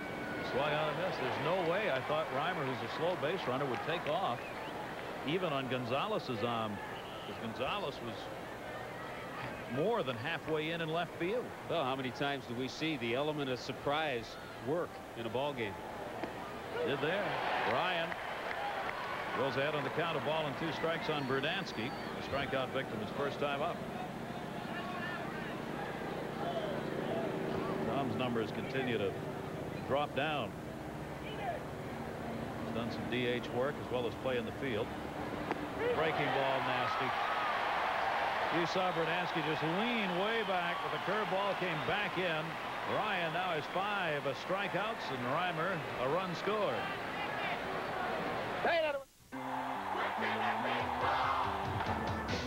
All-star Frank Thomas powers the White Sox in their first-place struggle as they face hot-hitting John Overroot of the Blue Jays. Live at 8:30 Eastern on ESPN Wednesday Night Baseball. Rangers designated hitter. Beautiful night here in Texas. Temperature all the way down to 94 degrees now. Get that jacket out. And of course a full house on hand. They were scalping tickets outside for a couple $100 to get in to see Nolan Ryan here tonight. Julio Franco, the only run up there for the Texas Rangers. He picked up the home run in the first inning. As Tommy said, this is a lifetime 300 hitter. Franco. And he got home run number 11. His first hit off Ricky Bonas and 4 at-bats against him. Bonas has walked 1 and struck out none, and now has a 2-1 lead to work with at the middle of the order. Franco, Palmeiro, Gonzalez. 2, 3, and 4 coming up for the Texas Rangers. Franco with that most unorthodox stance. He was teaching a young ball player how to stand at the plate. You wouldn't teach him this. Yeah, but the problem is you see a lot of youngsters try to hit this way. Boy, I'll tell you, that's about as corkscrewed as you can get. Foul back. 1 ball, 2 strikes. All you have to do is stand next to Julio Franco and realize how he can hit that way. From the waist up, he is strong. You look at his arms, forearms, biceps. Because of its loop, you have to get it to that hitting zone with a lot of strength, and he has strength. Batting .274 as he stands in right now. Down on the count, of ball and 2 strikes. Ricky Bonas going after the outside corner, misses. 2 very different types of pitchers in this game. We told you Nolan Ryan, all those great strikeouts, and here's Ricky Bonas. 3.58 strikeouts per 9 inning, 3rd lowest in the American League last year. Driven to center field. Talking about perfect positioning. Darrell Hamilton was about 3 steps off the warning track, 390 feet away, and that's right where Franco hit the ball. That's right where he hit the home run, only a little higher and further. Well, there used to be an old saying, you could hang your laundry out on this one, and you certainly could. Just another shot, hit just as well as the home run. He didn't get quite the altitude, though. Line drive. Well, it took him back away a little bit. It was still going up in the air when it got out there. Killed 4 worms on the way by second base. Rafael Palmeiro grounded out. He hit the first pitch his first time up. 2-1 Brewers are leading here. Palmeiro on a tear, 0 for 4 last night. Ended a 16-game hit streak he had, but he's hit safely in 37 of his last 40 games at a .390 clip. And this is a free agent. A lot of this has happened, too, since Canseco has been gone. Palmeiro moved into the number 3 spot, but he is staying back on the ball a lot better. That's enabled him to see the ball better and hit the ball the other way more consistently. 1-1 by Ricky Bonas. Off speed outside to him. 2 balls and 1 strike. Good changeup. Tough pitch to stay back on. He has to work. Nolan Ryan, when he needs one, just rears back and fires. Ricky Bonas has to find the corners. Keep the hitters off stride. Fair ball. Ravignac still play here. 2 down. Palmeiro retired. Good to see a lot of first basemen that don't play there very often. Guys who are at other positions will feel that ground ball and just stand flat-footed and flip it to the pitcher. But Ravignac, who has spent an entire career either at shortstop or center field, hustled over and gave Bonas a little break. Got in front of the ball, too. That's old-fashioned baseball. 2 down, bases empty, and Juan Gonzalez. 4-game hit streak coming into tonight's game. Fly ball to left field, his first time up. His name is now tagged with Joe DiMaggio forever. He and Joe DiMaggio are tied at 11th all-time major leaguers, youngest to reach 100 home runs in their career. 10th was Ted Williams. Who was first? Mel Ott, youngest player to reach 100 home runs. Ott was only 22. Pitch taken inside for a ball. 2 balls and no strikes in Gonzalez. You know, we were talking a little bit about Gonzalez last time he was up and the way he's improved his average, hitting over 300, 330. And one of the reasons, he's a much smarter hitter. He's reading the pitchers better. He's learning the pitchers better. And he's able to wait, guess a little more consistently. That's why the average is up. He has the highest batting average of any Texas Ranger against the Brewers this season, 368 against Milwaukee. Texas has been nailing the Brewers this year. They lead in the series 6 games to 4, but as a team, they're hitting .292 with 12 home runs off Brewer pitchers this season. 3-0 count on Gonzalez. Ricky Bonas being careful and walks him on 4 straight with 2 down. Respect. R-E-S-P-E-C-T. There's a 3-0 pitch. He knew that Gonzalez had the green light. He didn't give him that cookie fastball right down the middle. But 2 down, he knew he'd be looking for the homer. So if you're going to hit a homer, it's going to be on my pitch and not yours. And in a situation, if it gets to a game-winning type situation, even though Dean Palmer, who follows Gonzalez, is a good hitter, pitchers would rather face Palmer than Gonzalez. He's a little more susceptible to the strikeout. Well, we told you Dean Palmer second only to Rob Deere in the majors in strikeouts. Coming into today's play, Deere had 90 and Dean Palmer 87 Ks. As we also mentioned, Palmer 21 home runs, ranks 6th in the league in homers. 2 down here. 1-0 pitch misses outside, and Lampkin will go out to talk with Ricky Bonas now and just try and get him out of this little funk he's gotten into. He can't find the strike zone. Oh, that's right. He tried to work to Gonzalez, all of a sudden lost him, and if he makes a mistake to Palmer, he'll lose the lead. Bill Garner has a great Nolan Ryan story. He played with him. Then after he got traded away last couple of years, Garner was with the Dodgers. He faced Ryan, got a hit off of him, thought that maybe that was the last time he'd ever see Nolan. They're good friends. He kidded him about it. Was sort of pinch hitting one other time against Nolan. Nolan knocked him down and then struck him out. Welcome to the long list of knockdown strikeout victims. 2-0 pitch, fastball right there. You know, Lampkin just went out and said, let's go, let's come get him. And Lampkin reared back, fired in. That's what a catcher in those situations usually does. Just, hey, all right, you got to find it now. Let's just come get him, challenge him. He did. 2 ball, 1 strike count. Bonas 24 years old. Down to first, base hit as it gets by Yount. Then making the turn on his way to third, Gonzalez. Brudansky gets it back in, and a 2-out rally underway for Texas. 2 on, first and third with 2 away. We talked about it the last time Palmer was up. The things that he tries to work on and improve are going up the middle, going the other way. Both of his base hits tonight. Base hit in the 2nd inning to center field. This one he goes the other way, finds that hole and hits it hard to right. So if that improves, the power will stay there. He'll still hit the home runs. The production and average will go up. Bobby Valentine was here. He said this guy had one of the sweetest swings that he had ever seen. Dean Palmer. Bobby Valentine was managing. Nobody has denied that. Gary Reedus now with the Brewers leading 2-1, a chance to tie this game up or better. Reedus hitting .240 with runners in scoring position, has 2 on here and 2 down. Reedus popped out his first time up. Gary Reedus, 36 years old, has traveled around. He's one of the veterans teams like to have. Very versatile. Yeah, in this pennant crunch too. Teams love to have guys like Gary Reedus. I kidded him. I saw him walk in the clubhouse and he peeked at the lineup. He was a little surprised that he was playing. I said, yeah, but it's crunch time. They need those old vets in there right now. Old, he said? He was on the DL, came off on June 19, hitting .235 cents. Getting back into play. He's got a gapper. Right center field. Not going to get it. Hamilton diving. 1 run is scored. Dean Palmer makes the turn. Brunansky back to get it. Gary Reedus, a 2 RBI triple.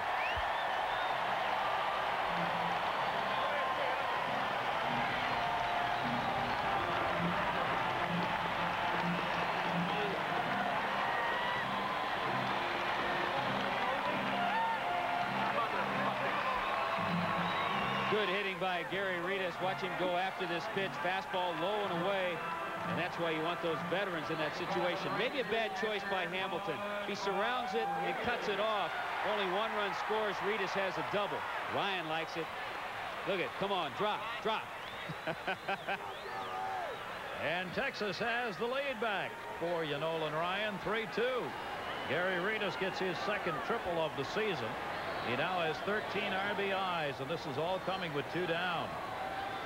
Pudge Rodriguez, the catcher, right field. Brunansky coming, will make the catch. Reedus gets the big hit. The walk to Gonzalez, the single by Palmer with 2 out, and the triple by Reedus. Lions score over 4, 3-4-0 for the Rangers back on top, 2-3-0. Rangers are chasing the Chicago White Sox, who are right now losing to Toronto 12-6 in the 5th inning. So they've got a chance maybe to gain some ground. The Chicago White Sox, a team they have beaten only once in 6 games, Texas has. Kansas City losing their ball game to Baltimore too. Ryan 70 pitches through 4 innings, 50% fastballs. He's going 25 curves and 10 changeups to go along with that. And those fastballs, most of them in the 94, 95 mile-an-hour range. Nice assortment of pitches by Ryan, making the comeback here. First time he has pitched since May. Ryan making just his 4th start of the season in the hopes that not only for himself but for the team he'll be able to contribute in this second half drive. Billy Spires taking the pitch down low. Spires flied out to left his first time up. Ahead on the count here, 2 balls and no strikes. Spires batting 8th. Listash and Hamilton are due up here in the 5th inning. Big sellout crowd on hand here in Arlington. 2-1.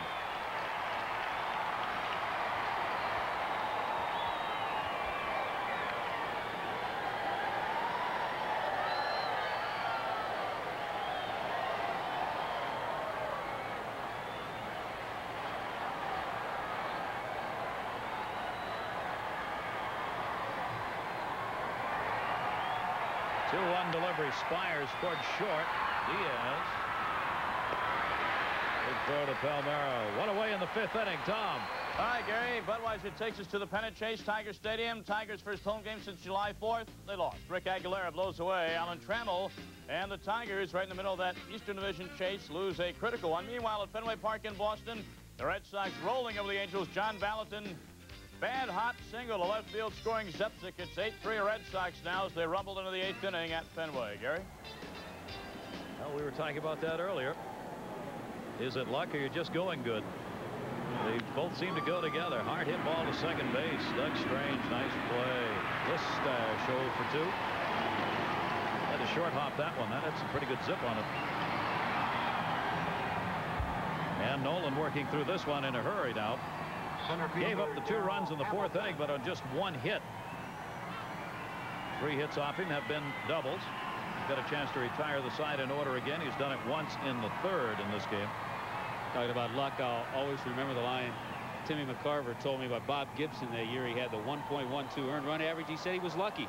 Every time he pitched, the other team just didn't score. Amazing how that works, isn't it? Yeah.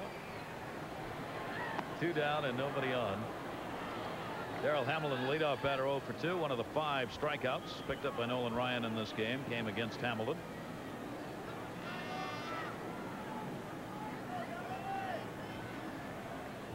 Ryan trying to get through this inning on something other than 10 pitches. He has thrown 6.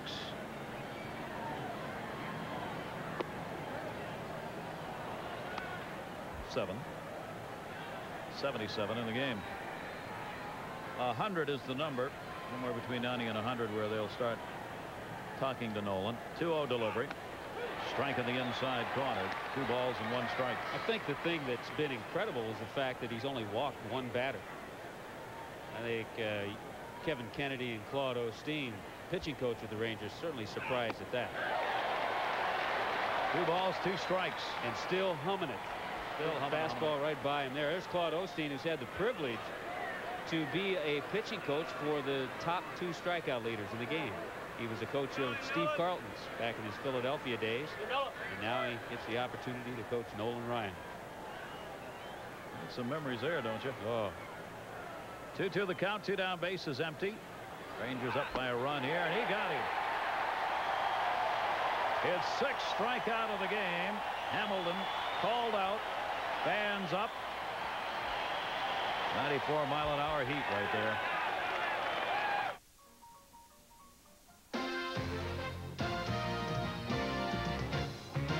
ESPN's Monday Night Baseball is brought to you by Bud Dry, the less filling beer with a lot more taste. Why ask why? And by Fleer Ultra baseball cards. Fleer Ultra. You can't buy a better baseball card.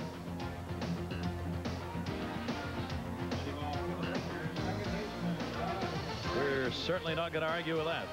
And we certainly are delighted to be here to bring in Nolan Ryan's return. First time since May 7, coming off the DL to work in tonight's game. He and Kevin Kennedy chatting after the inning had concluded. Doug Strange leading it off.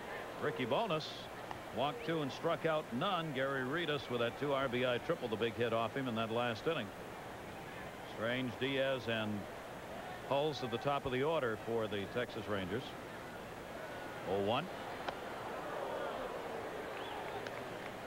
Has to be an interesting evening for the young pitcher for the Milwaukee Brewers, Ricky Bonus. All the attention and focus on Nolan Ryan tonight. Packed house, sellout crowd. Sure, the whole Milwaukee team, it's kind of like, hey, remember there's another team we're playing here. There's a game. That's right. Bonus, you forget, came over in that deal that involved Gary Sheffield when Sheffield was dealt to the San Diego Padres. And last year he was, for the most part, their number 5 starter. He's moved up to the number 2 slot this year.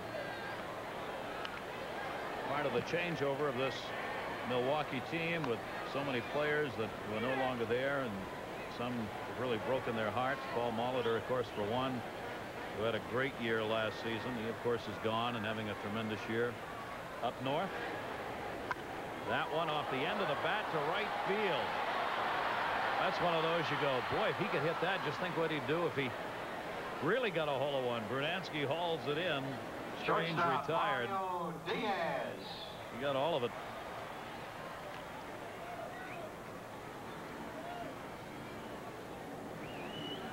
That's it. Innings. You know what I thought when I saw that shot? That's like a fighter in the corner. Can you go one more round?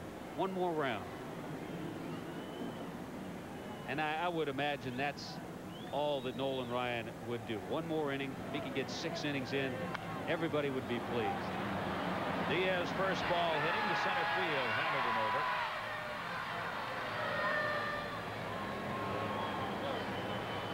Diaz is 0 for 2. Darrell Hamilton trolling center field to the Brewers. 2 down, nobody on. Here in the 5th inning, David Hulse coming up. He's 0 for 2 with 2 down, and Texas up 3-2.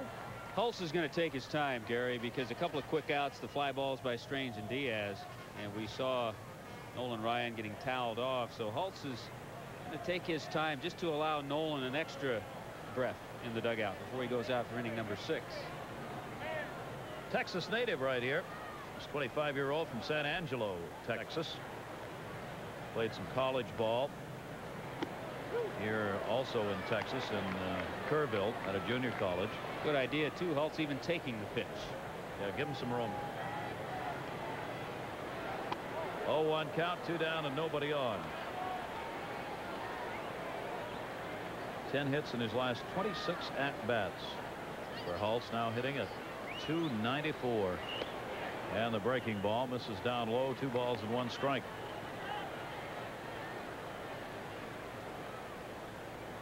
There is Craig Lefferts for the Rangers warming up.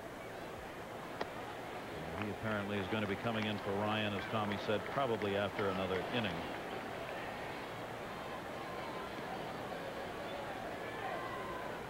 .3-1 delivery, and Bonus gets the strike. Full count.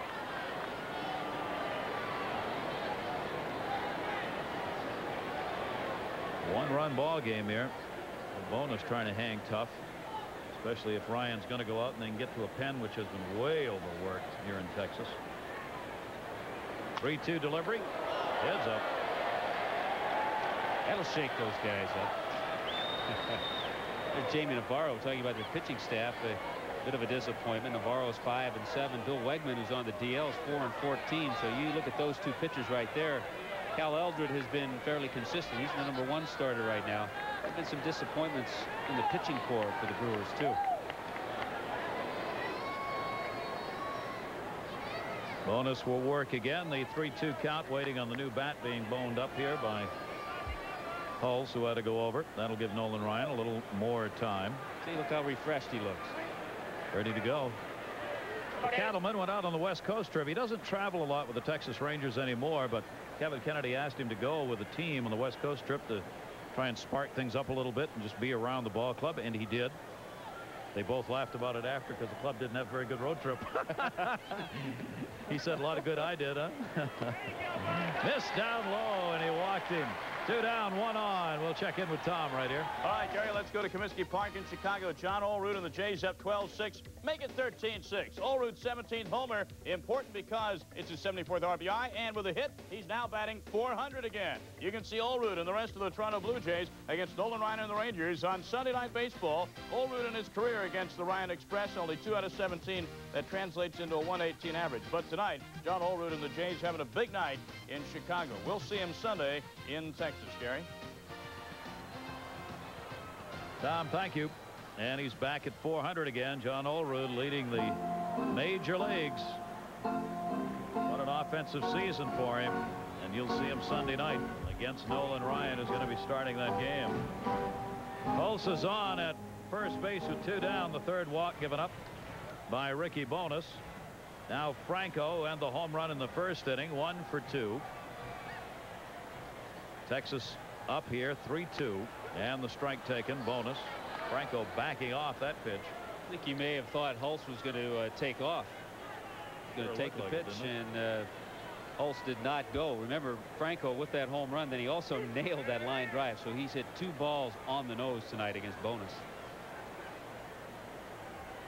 Hulse with a pretty good lead, though Bonus will step off and get him back. 20 stolen bases for Hulse, who leads the Texas Rangers. He's also been caught 9 times. Well, obviously not afraid to run, and a real threat to go right here. 2 down.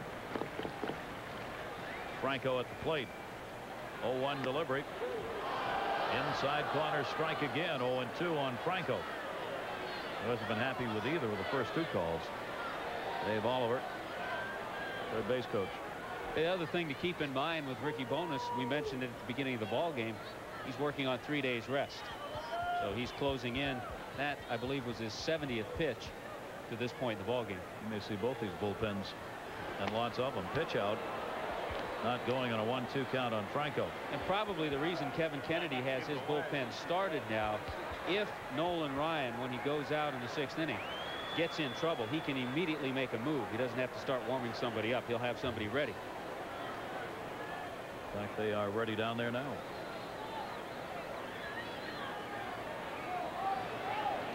One ball, 2 strike count. Franco will step out. Julio this season, 11 home runs, a triple, and 20 doubles. All those extra base hits that he piles up. 45 RBIs for him. Pitch out again. Runner not going. Holtz have taken a pretty good lead, but 2 consecutive pitch outs. He stays 2-2. Good base running, I think, by Holtz. I think he picked up that pitch out. I believe Lampkin gave it away. He started to pop out from that crouch a little too soon. Holtz was able to see that, and if he was thinking about going, he didn't. He stayed. Yeah, he took a pretty good jump steps towards second base that time and then got back to the bag. 2 outs. Franco with a 2-2 count. Holtz is going this time. Franco, he's got the base hit into left field. Holtz makes the turn. Kevin Reimer will throw it into second base to hold Franco, who took a huge turn at first. Now the Rangers are loving the 2-out rallies. They got 2 runs in the 4th inning after there were 2 out, nobody on. Gonzalez walked, Palmer singled, and Reedus had the 2 RBI triple. Now they're trying to do it again here in the 5th. Dave Franco has been on the ball all night. This little off-speed pitch, he stays right on it. He's a good off-speed hitter because of the way he holds the bat. But you can't fool him with many fastballs either. It's going to be a decision for the Rangers next year. Canseco, according to what the doctors have said, will probably be able to play, but just DH. If you have Franco, what happens there? Somebody has to go. You can't use both. Unless the knees get better and you put Franco at second base. There you go.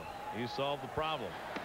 Here's Palmeiro, a 304 hitter with runners in scoring position and an RBI chance right here. He's 0 for 2. He's pulled the ball down to first in both of his at-bats in this game. He's got Holtz on at third, Franco on at first. 5 hits for the Rangers now. Off Bonus. Palmeiro, off-speed pitch, a good one. Bonus has got to get there. Yount, throw it low and miss. An error on Robin Yount and a run scores. Holtz crosses the plate.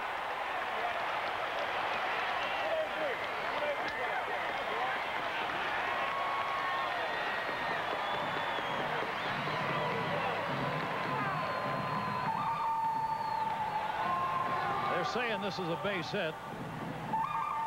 This is a left fielder, 1 gun. Tough call, tough play. Off-speed, Palmeiro reaches. If Yount makes a good throw, chest high, they have Rafael Palmeiro by 5 steps. How can that be a hit? Give me a break. We talked about Robin Yount earlier, getting the ground ball, going to the bag. It's a play he hasn't worked on much, tossing it to the pitcher and then going to his right makes it a little more difficult. Tried to throw across his body and really made it a tough play for Bonus. So they get another run in here with another 2-out rally. Gonzalez, first and second occupied, tears it foul outside of third. Tough to hit one through that infield right there. It's a wall, the Great Wall of Texas. We talked about shots with Franco, and I think most people saw Gonzalez in the home run hitting contest at Camden Yards. I saw him hit a home run in Toronto that got out faster than you could say goodbye home run. That's how fast it left. The shots he hits, no wonder. He's batting .333 with runners in scoring position. Gonzalez is. Takes that one to left center field. Reimer and Hamilton. Hamilton, the center fielder, says, I got it, and he does. Gonzalez is retired, but another 2-out rally. Another run scored. Ryan will be coming back out with a 4-2 lead. And the Rangers with the 4-2 lead here is Nolan Ryan, probably working his last inning here in this start. Coming back for just his 4th start of the season. He's walked 1 and has struck out 6. Hitting off for Milwaukee. The average fastball velocity tailing off just a tad in the 5th inning, going down to 92. There's a guy when he was 42 years of age, 1989. Nolan struck out 301 American League batters to lead the league. And if he needs any help in this inning, both those relievers are ready to go. Robin Yount had a double his first time up. Is 1 for 2, going for the downs on that one. The Yount, Vaughn, and Reimer, 2, 3, and 4 in the order for the Brewers. 3,000 hit mark. He reached it last September, a week shy of his 37th birthday when Robin Yount did it. Ended up with a 264 average last year, 276 right now. Fouls it back straight, looking fastball all the way and behind on the count 0-2. Well, if there's one area where Robin Yount has a little trouble, is that up and in fastball, especially when it's 94 miles an hour. But over the years, he's been so good at taking that ball the other way with that inside out swing. And when he was younger, he could turn on it a little bit more. You don't think of Robin Yount, a home run hitter, but he has 248 lifetime home runs. Look how they're shading him. They're not expecting him to turn on this 94 mile an hour heat. 0-2 delivery, off speed pitch, which he can turn on, and fouls it off, holding the count at 2 strikes. 77 RBIs each of the last 3 years. Talk about consistency. Robin has had only 27 runs batted in, however, this season.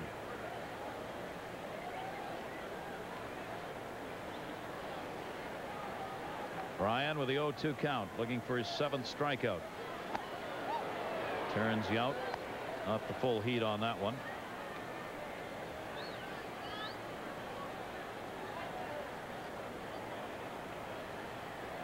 They did credit Palmeiro with a single in that last inning, so the run ends up being an earned run on a couple of hits for Texas.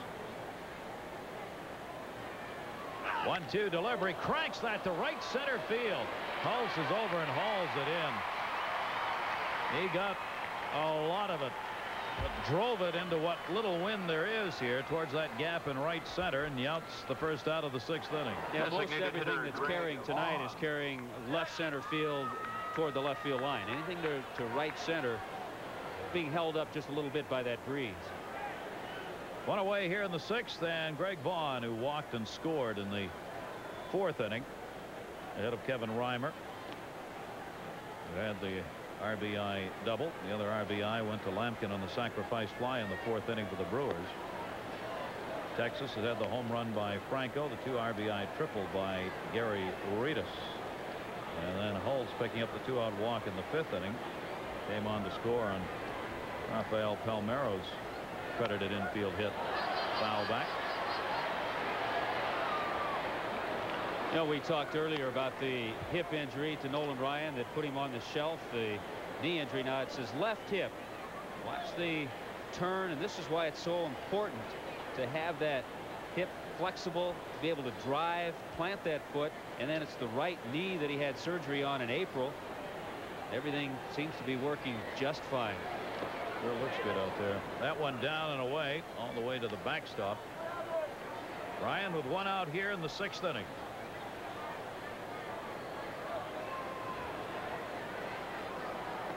Vaughn just under that 300 mark now, and just out of the top 10 in the American League. 2 of the top 10 hitters here tonight. Gonzalez 2nd, and Darrell Hamilton of Milwaukee 4th in average.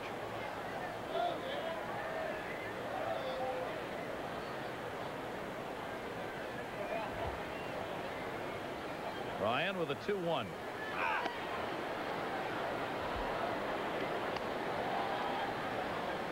What a boost for the Rangers, though, with Nolan Ryan getting into the 6th inning. We talked about the Rangers starters.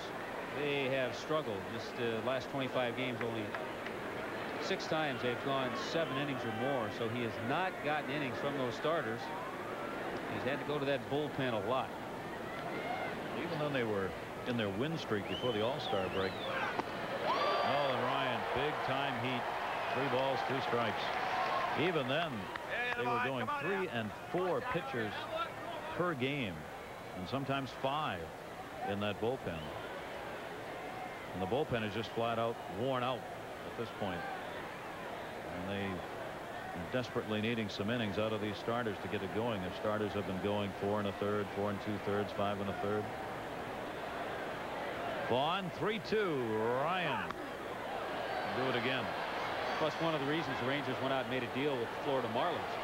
Acquired right-hander Chris Carpenter. Pitched a couple of innings yesterday for them. First outing in the American League for Carpenter, and Kennedy was pleased, and so was Carpenter. So they really do have a decent bullpen with some good arms down there. They just don't want to overuse those arms. Bullpen resting and watching right now. There's some veterans. Watching this man work. Schooler, Lefferts down there. Bob Patterson. It's not that it's not that the arms are bad. It's just the overuse. Ryan again, 3-2. Center field. Should be blown over and in. Pulse moves in underneath it, puts it away. Vaughn is retired. 2 down. 2 fly balls to center here in the 6th. Outfielder Kevin Reimer. And that'll bring out Kevin Kennedy. Talking to Nolan Ryan. May have been something they talked about. There's a couple of schools of thought here. This is an opportunity too for Kevin Kennedy to get Nolan to come out and get the nice standing ovation too. A nice touch. Yeah, you got it. Not a bad idea at all. Nolan Ryan, 5 2/3 innings, a walk, 6 strikeouts. He'll leave with the Rangers leading 4-2. Gave up only 3 hits. Let's listen.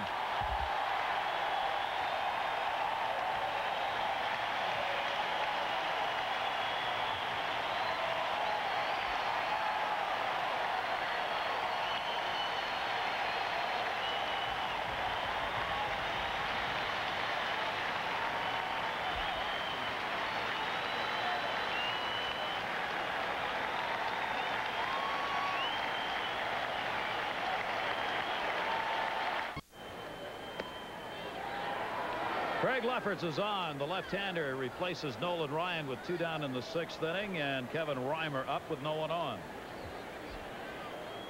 Veteran left-hander, 11th year in the major leagues, most of that time in the National League, but it's done a good job out of that bullpen. Another veteran arm for Texas. And Kevin Reimer with the opportunity to have to face the left-hander here with 2 down. Nolan Ryan came back out for an encore as the fans kept applauding, and there he is staying on the bench. 92nd pitch that he threw, final pitch of the inning, 94 miles an hour. He had it. He was back. Swung on and missed by Kevin Reimer. 1 ball, 2 strikes on him. Reimer here in the game at an RBI double in the 4th inning. Struck out once against Nolan Ryan, one of the 6 Ks Ryan had in the game. Rangers leading 4-2. A chance for Ryan to pick up his 2nd win of the season. Lefferts, the breaking ball to second base. Ed Strange has got it, and the Brewers go down 1-2-3 here in the 6th inning. So Lefferts is on. Ryan will watch to see if he can get a W.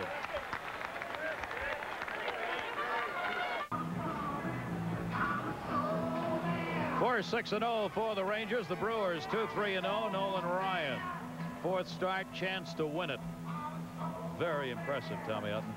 It certainly was. In the 5 2/3 innings, the 92 pitches, and the fact that he also retired the last 8 hitters that he faced showed that he wasn't weakening at all. And once again, we'll take a look at the 6 strikeouts. Darrell Hamilton, and then Kevin Reimer's fooled badly.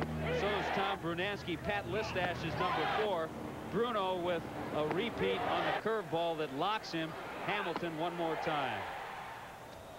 Now Ricky Bonos knows, the pitcher for Milwaukee, if he can hold Texas here, there's still time to come back and try and do it against the bullpen of the Rangers.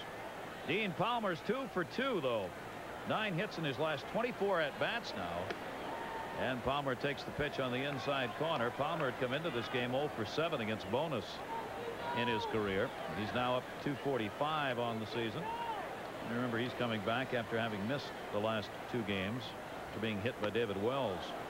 Breaking ball by Bonos. Ball and 2 strikes on Palmer. Palmer, Reedus, and Rodriguez due up. Texas trying to win their 25th game at home. They're 24-18 at home. They did not have a good home record last year, 36-45. They've picked that up to improve. Palmer to B.J. Surhoff at 3rd. 1 away here in the 6th inning. Tommies. Gary, the St. Louis Cardinals continue their relentless pursuit of the Philadelphia Phillies. In Atlanta tonight, not one, but 2 solo home runs for Brian Jordan, the former football player who's now concentrating on baseball. First multiple home run game of Jordan's career. The Cardinals have won 8 out of 11. They've won 4 out of 5 since the break, and as we speak, they trail Philadelphia now by 2.5 games. Gary? And Philadelphia going just the other way, Tom. They've only won 3 out of their last 10 games, so St. Louis has really got the heat on. Yeah, and the Phillies out in Los Angeles, so they'll see that score before they take the field. It's always a tough way to make the West Coast trip when you're in a pennant race on top, watching the team coming after you winning. Gary Reedus, big hit in this game.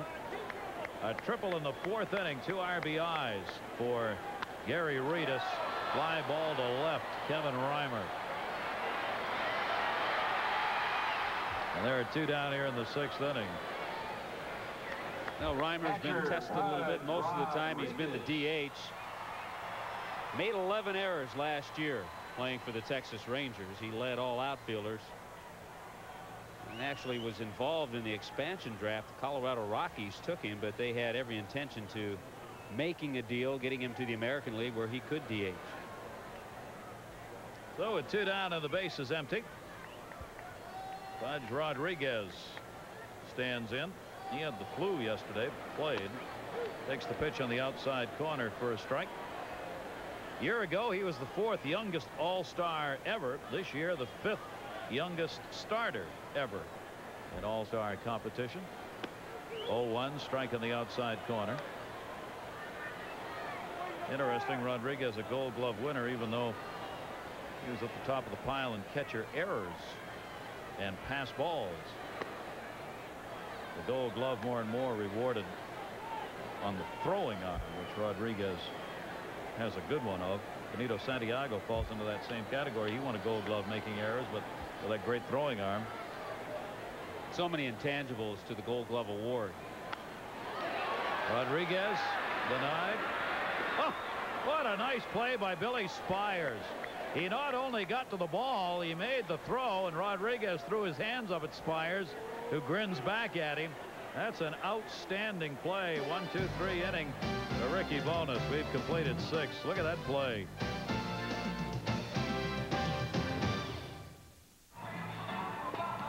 I tell you, the play that ended that inning is as fine a play as you're going to see in the infield. Well, it involved 2 fine plays. Number 1, Spires getting to it, unloading. Look at Yount isn't looking. Third baseman. He turns just like a wide receiver. You go to the line, you get the ball, you take it out of bounds, you get a little extra time. Good play by Robin Yount, who certainly has not been over there very often. And he certainly hasn't. 3 starts this year at first base. First time since '86 he's played there. He's been involved in them tonight. Craig Lefferts will start the inning here. Got the final out in the 6th inning for Ryan. Surhoff, Lampkin, and Brudansky due up. This one far from over as we go to the 7th inning. You see the line for 6-0 for the Rangers, 2-3-0 for the Brewers. And the pitch misses the outside corner. Surhoff's taken the 0 for 2 and a couple of ground balls to first base.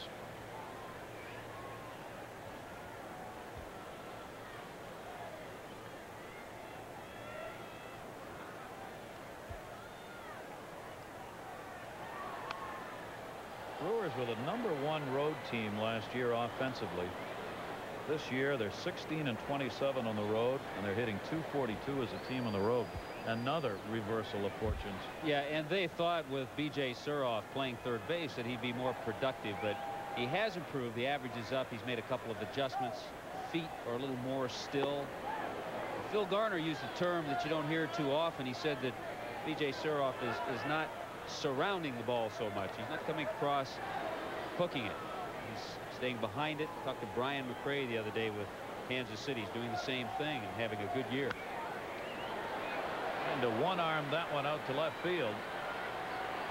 Gonzalez moves in and Surhoff's retired. 1 down in the 7th.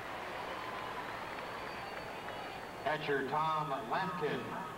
Milwaukee Brewers, real tough part of their season right here because they've got the long road trip. They're already in last place. Already struggling on the road, trying to get the offense going. They've got a 6-game, 7-day trip to 2 cities. A couple of games here and then 4 games in Chicago.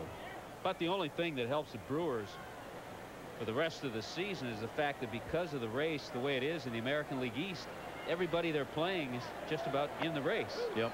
So at least it makes for some exciting ball games. Pretty amazing. 411 win percentage for Milwaukee, and they're only 12.5 games out in last place in the division. Lampkin delivered a double in the second inning. This time down to first base, played there by Palmeiro to the bag. Lampkin is retired. Lefferts coming on to get the job done here with 2 away. I want to remind you, on Wednesday Night Baseball, we'll be going to Chicago and the new Comiskey Park, and we'll have a look at John Olerud and the Toronto Blue Jays. Olerud tonight put his average back up to 400, and big Frank Thomas has come on and is hitting the baseball, a .305 pace, 20 home runs, 5th in RBIs with 69 in the league. That's all coming up Wednesday night, 8:30 Eastern, 5:30 Pacific. Toronto and Chicago. How about those two young stars, first basemen in the American League, John Olerud and Frank Thomas? We'll have them right here Wednesday night for you. Tom Brunansky, 2 down, nobody on, and a 4-3 lead for the Texas Rangers. Pretty good star-studded show here this evening, too. Been a heck of a game. Nolan Ryan's comeback successful, 5 2/3, couple of runs, 3 hits, one walk, and 6 strikeouts. Ryan with a chance to win it. We've seen Ricky Bonas, though, pitch a very good ball game on the other side. Still is. Tom Brunansky 0 for his last 10. Center field, get rid of that over. He was 0 for 10, a 2-out single here in the 7th inning. Tom East. To Yankee Stadium we go, Gary, where Bernie Williams has had a good night, and the Yankees have had a good last 4 games, haven't they? This against the Seattle Mariners. Williams deep to right field, and it proves friendly for him. The solo shot. It is 6-1 Yankees in the 6th inning of play. Yankees win. They'll remain tied with Toronto, probably for the lead in the East. Of course, they're facing a Seattle team that's not out of it. Seattle only 5 games out, so they could well be in it before this thing is over. A good, solid team. Lefferts, they're getting the bullpen up here in a hurry and obviously delaying here. I'm not sure if something's happened to Lefferts or somebody forgot to warm up the bullpen. Kevin Kennedy clearly wants to make a move here, but Schooler just went out there. Bruno picked up the single. He didn't have anybody warming up in the bullpen. He's got bottom of the order coming up here, and Lefferts is going to have to stay on. Well, maybe not. Maybe they can stall long enough. I think they thought Spires would be coming up to hit. Spires is not going to be hitting. William Suero is going to hit a right-handed hitter up there, and all of a sudden that's why Schooler was up. Schooler was not up earlier. Matt Whiteside was the right-hander that was warming with Lefferts. So Schooler looking around to see whether he's got to really hurry it or not, but it doesn't look that way. Lefferts is going to work here to Suero. And the pitch is taken for a strike. Brunansky on at first base, picking up the single, getting out of the 0 for 10 after he had struck out twice in this game. That'll be hit number 4 for the Brewers. And now Suero with the opportunity to maybe do some damage here, which would be really embarrassing to Texas if he picks up the hit here. Schooler's hustling down there to get ready, but Lefferts has got this man for right now. Suero swings and misses on that one, and Lefferts takes the 0-2 count. Just hang on, I'll get it done. The reason Lefferts was looking to the bullpen along with Kevin Kennedy, right-handers, are hitting .328 off him with 14 home runs off Lefferts. No, the numbers on Lefferts are really deceptive. Out of the bullpen, he's been tremendous. He had a terrible stretch where they had to use him as a starter. Started 8 ball games and was borderline horrendous. He would tell you the same thing. Same thing happened to Todd Burns, who was shipped out yesterday and very unhappy about it. We couldn't find out before the game whether he's actually reported yet. He was making some noises about not even bothering to get down to AAA. Supposedly asked Tom Grieve, his general manager, for his release. Yeah. 1 ball, 2 strike delivery. Now that's going to be a base hit into right field. He reached for it. Lefferts kept it away from him.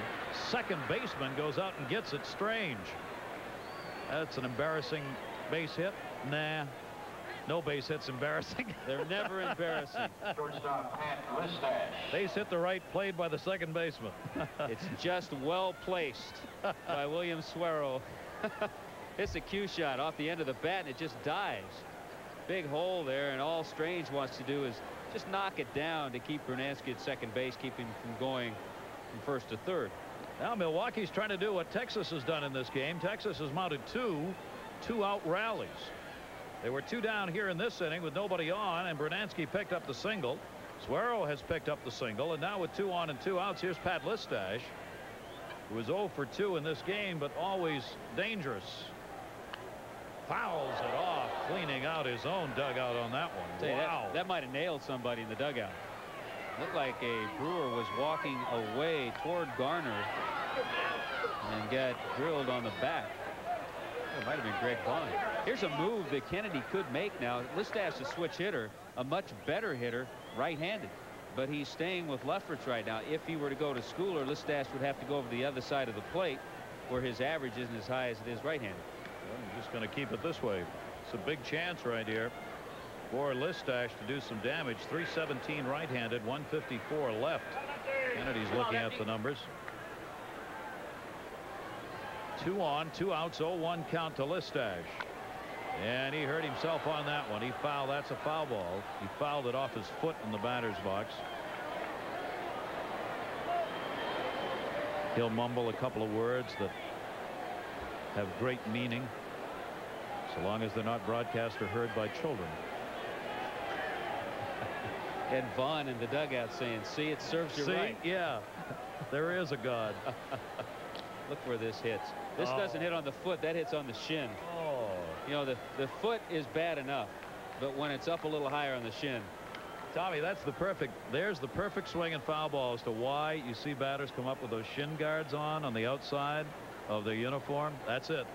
He'll have one on next at bat because he's going to have a good black and blue welt on his shin. Listash down on the count, 0-2. Lefferts 2 on, 2 outs. A 4-2 lead for the Rangers in the top of the 7th inning.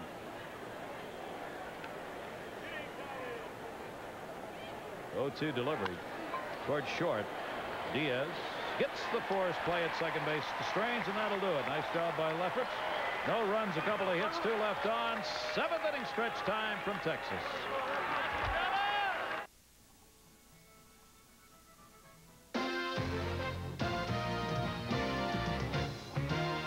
ESPN's Monday Night Baseball is brought to you by Ramada. Stay with us on your next holiday and discover why Ramada's in. And by Century 21, the system. When you want the best, discover the power of #1.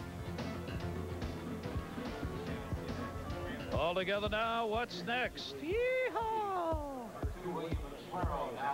All the day's news and sports coming right along as soon as we are done here with Major League Baseball. Suero stays in to play at second base. He's now 3 for 6 as a pinch hitter, as he came on and got a pinch hit but was left stranded. He comes on for Spires. Don't you like a crowd that anticipates? That crowd with a Sports Center sign.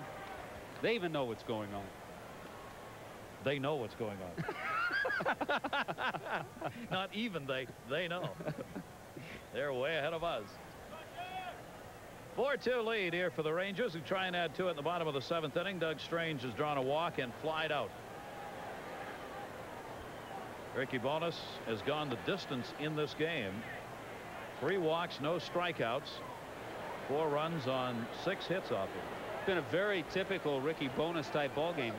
No strikeouts in the game, just 3 walks, and that's very typical of the way he pitches coming into this game in over 100 innings, 102 innings. He had just 34 strikeouts, so he's not overpowering. Occasionally he'll clock it out at 90. He had a couple of fastballs at 90, but he's really thrown that changeup and slow curveball very well. 2 of the 3 walks he's given up have scored in this game for Texas, so they have hurt him. He's taken the club deep in this game and kept them in it. Suero over to Robin Yount. Strange is retired. 1 away here in the 7th inning. Diaz and Holstu up next here for the Texas Rangers. 9-1 in the order. Bullpen, of course, has been active. We told you we'd probably see most of them. Lloyd warming up, the left-hander, just up here at the start of this inning. We said Bonas had never pitched a complete game. Not used to going deep in ball games, although he had an 8-inning outing in the start before last against Minnesota. Last game against Chicago, he went 6 2/3 innings in a 6-4 loss. He had a no decision in. What he wants now is a little more run support and a little wider strike zone from home plate umpire Jim McKean. Well, it's something that the Brewer pitching staff has not gotten a lot of, and that's run support. They're down the bottom of the pack as far as runs scored, last in the league in batting average. Real tough for the fans in Milwaukee, what they've gone through this season after the great year last year. Makes it tough for pitchers. When you're pitching on a ball club that is struggling scoring runs, you try to be too fine with everything, because you know that one mistake may cost you a ball game. That is exactly what's happened to them. Phil Garner said, he was asked at the All-Star break, what has bothered you the most about the first half of the season? Garner said, we have not played good fundamental baseball. He says that really bothers me, and that's going to change. Yeah, you expect a Brewer ball club to play the good fundamental style of baseball and good defense, and they haven't played good defense either. They were the #1 defensive team in the league last year. They are 12th this year. Off-speed pitch by Bonus, misses. 2 balls, 2 strikes. 1 down. Rangers batting in the 7th with their 4-2 lead. Nolan Ryan, the pitcher of record. 5 2/3 strong innings. Couple of runs and 3 hits off him, and that is the first strikeout of the game for Bonus. Mario Diaz is the victim, and there are 2 down. Center fielder David Holmes. Now, once he got to this point in the count, he was able to move the fastball. Watch the ball move away from Diaz. He was expecting to see that pitch a little more on the middle of the plate, and that ball took off. He wasn't able to catch up to it. Again, Bonus, that was his 96th pitch, and he's working on 3 days rest. You make a big deal out of that. Everybody used to do that years ago. Left field, hit fairly well. Kevin Reimert. Oh, that's what Texas saw when he was here. Hulls goes into second base, and the fans will really be on him now.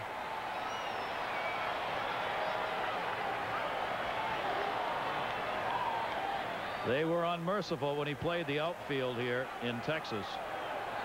Well, we mentioned the fact that last year he did make 11 errors in the outfield. That's way too many for an outfielder. An error all the way. You can see he has it, but watch what happens when he puts his glove up.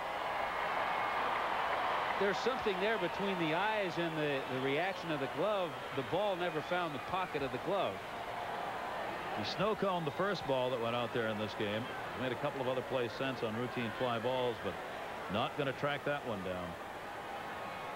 Well, let's see whether or not that's going to hurt or not. Phil Garner came out because Bonus kind of walked over towards third, and B.J. Surhoff kind of got his head down a little bit, and Garner wanted to go out and kick it back up again.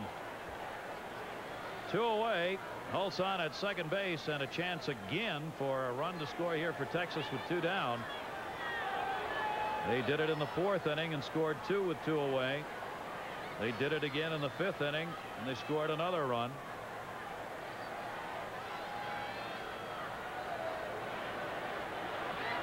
And now we're just waiting. It's the catcher and the home plate umpire, Jim McKean.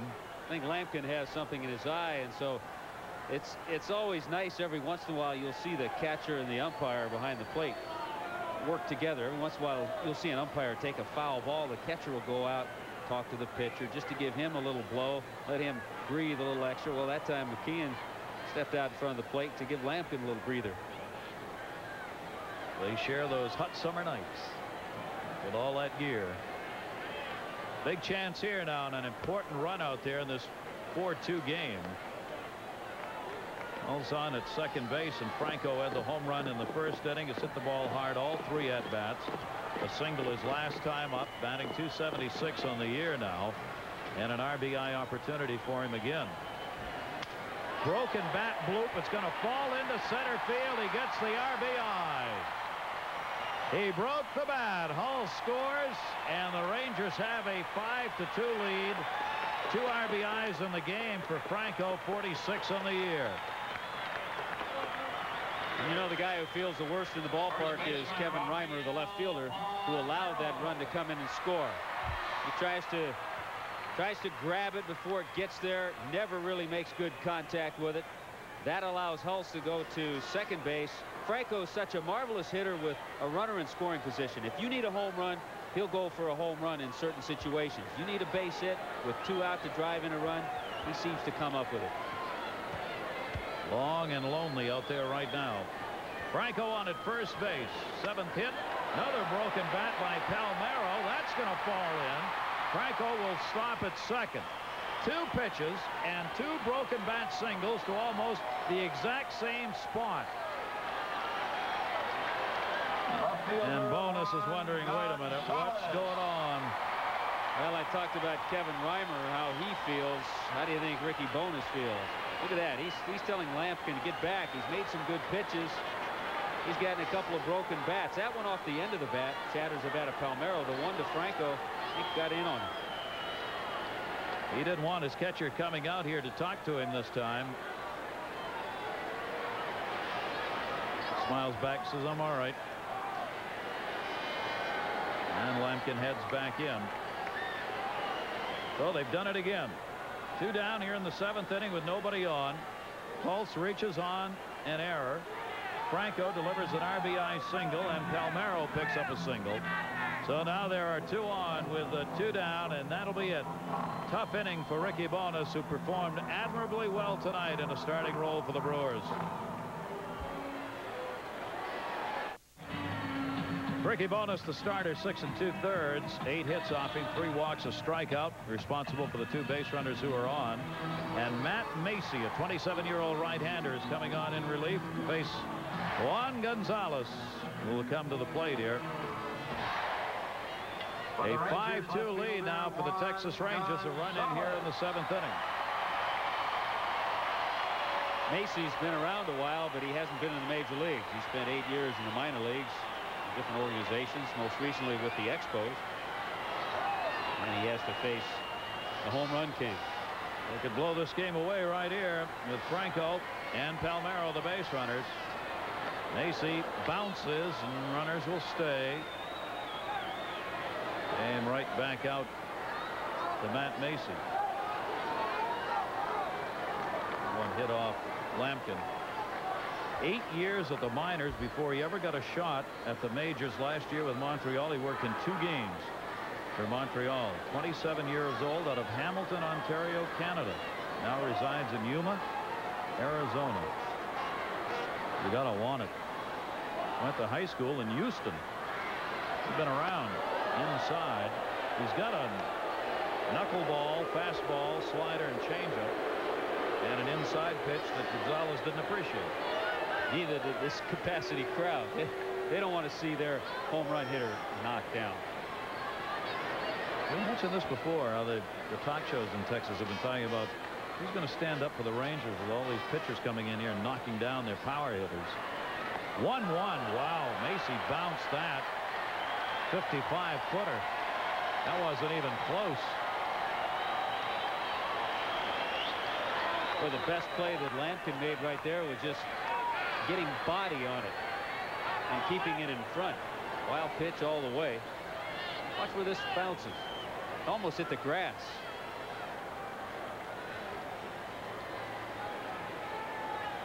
So far, Macy hasn't come close to a strike.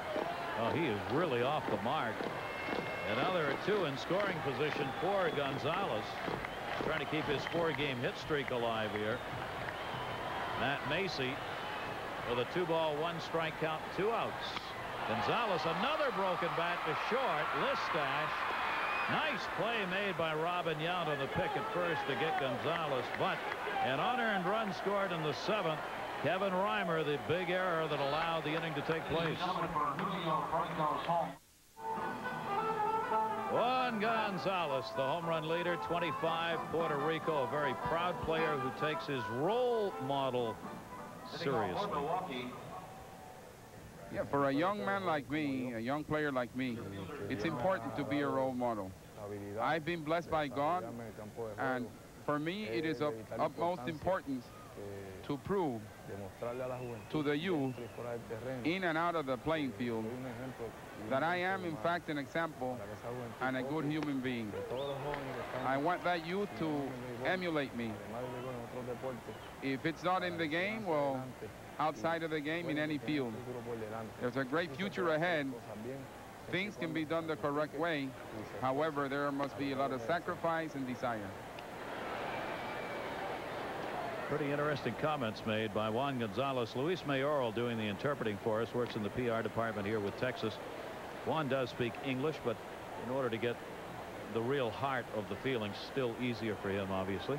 Do it in his own tongue, and did it very well. Well, to show you how popular Gonzalez is, last year after he led the league in home runs and returned back to Puerto Rico, over 100,000 fans greeted him at the airport. And unbelievable. Talking national hero. Darrell Hamilton has struck out twice in this game. 1-2 count on him here. In the 8th inning. Fouls that one off. Rangers leading at 5-2, trying to put a win up, and a win for Nolan Ryan in his return to the mound tonight. He is the pitcher of record. Hamilton, Yount, and Vaughn due up against Craig Lefferts, who has come on in relief and gotten the job done. Left a couple on in the 7th inning after giving up 2 singles. Towards short. Diaz, long throw. Nice help at first by Palmeiro. And there's one away in the 8th inning. Let's check in with Tom. All right, Gary, let's check in again. A late night at Yankee Stadium. They had an hour and 10-minute rain delay before they got it going. Since then, it's been the Bernie Williams show with the bat, and now with the glove. He can patrol center field, can he? Yankees still in control in the 7th, Gary. Very defensive change. Certainly help any ball club, and he can do that in center. Good job by Lefferts coming out of the bullpen. Gave up a couple of singles. Nobody scored on him. He'll leave the ball game with 1 away here in the 8th. Robin Yount stands in against 30-year-old Mike Schooler on in relief of Craig Lefferts. Robin Yount doubled his first time up, 1 for 3, batting .275. Schooler working with 1 down and nobody on here in the 8th inning. The Rangers leading at 5-2. Schooler, another one of those veteran arms we were talking about in the bullpen for the Rangers. At the time that he was the ace for the Seattle Mariners. Had a couple of years back-to-back with 30 saves or more.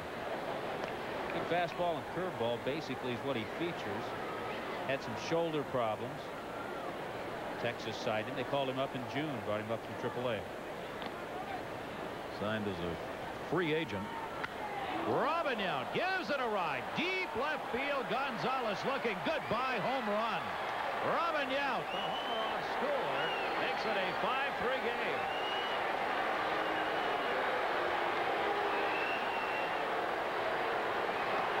Well, there wasn't much question about that shot. Robin Yount just laid into it with an uppercut, his 6th dinger of the season, and 28 RBIs. We talked about it when Robin Yount was facing Nolan Ryan, how when Ryan can run that hard fastball in that area, that Robin isn't able to turn quite on it. Well, this pitch doesn't get in where Schooler wants it, allows Yount to get the extension and to pull it. Robin doesn't pull as many balls as he used to. Shows that he still has enough steam to get one out. Home run number 6 on the year for him. Now Vaughn up, and he drills it towards left center field. Gonzalez will cut it off, and suddenly the tying run is going to be coming to the plate. Robin Yount with a home run, his 6th, made it a 5-3 game.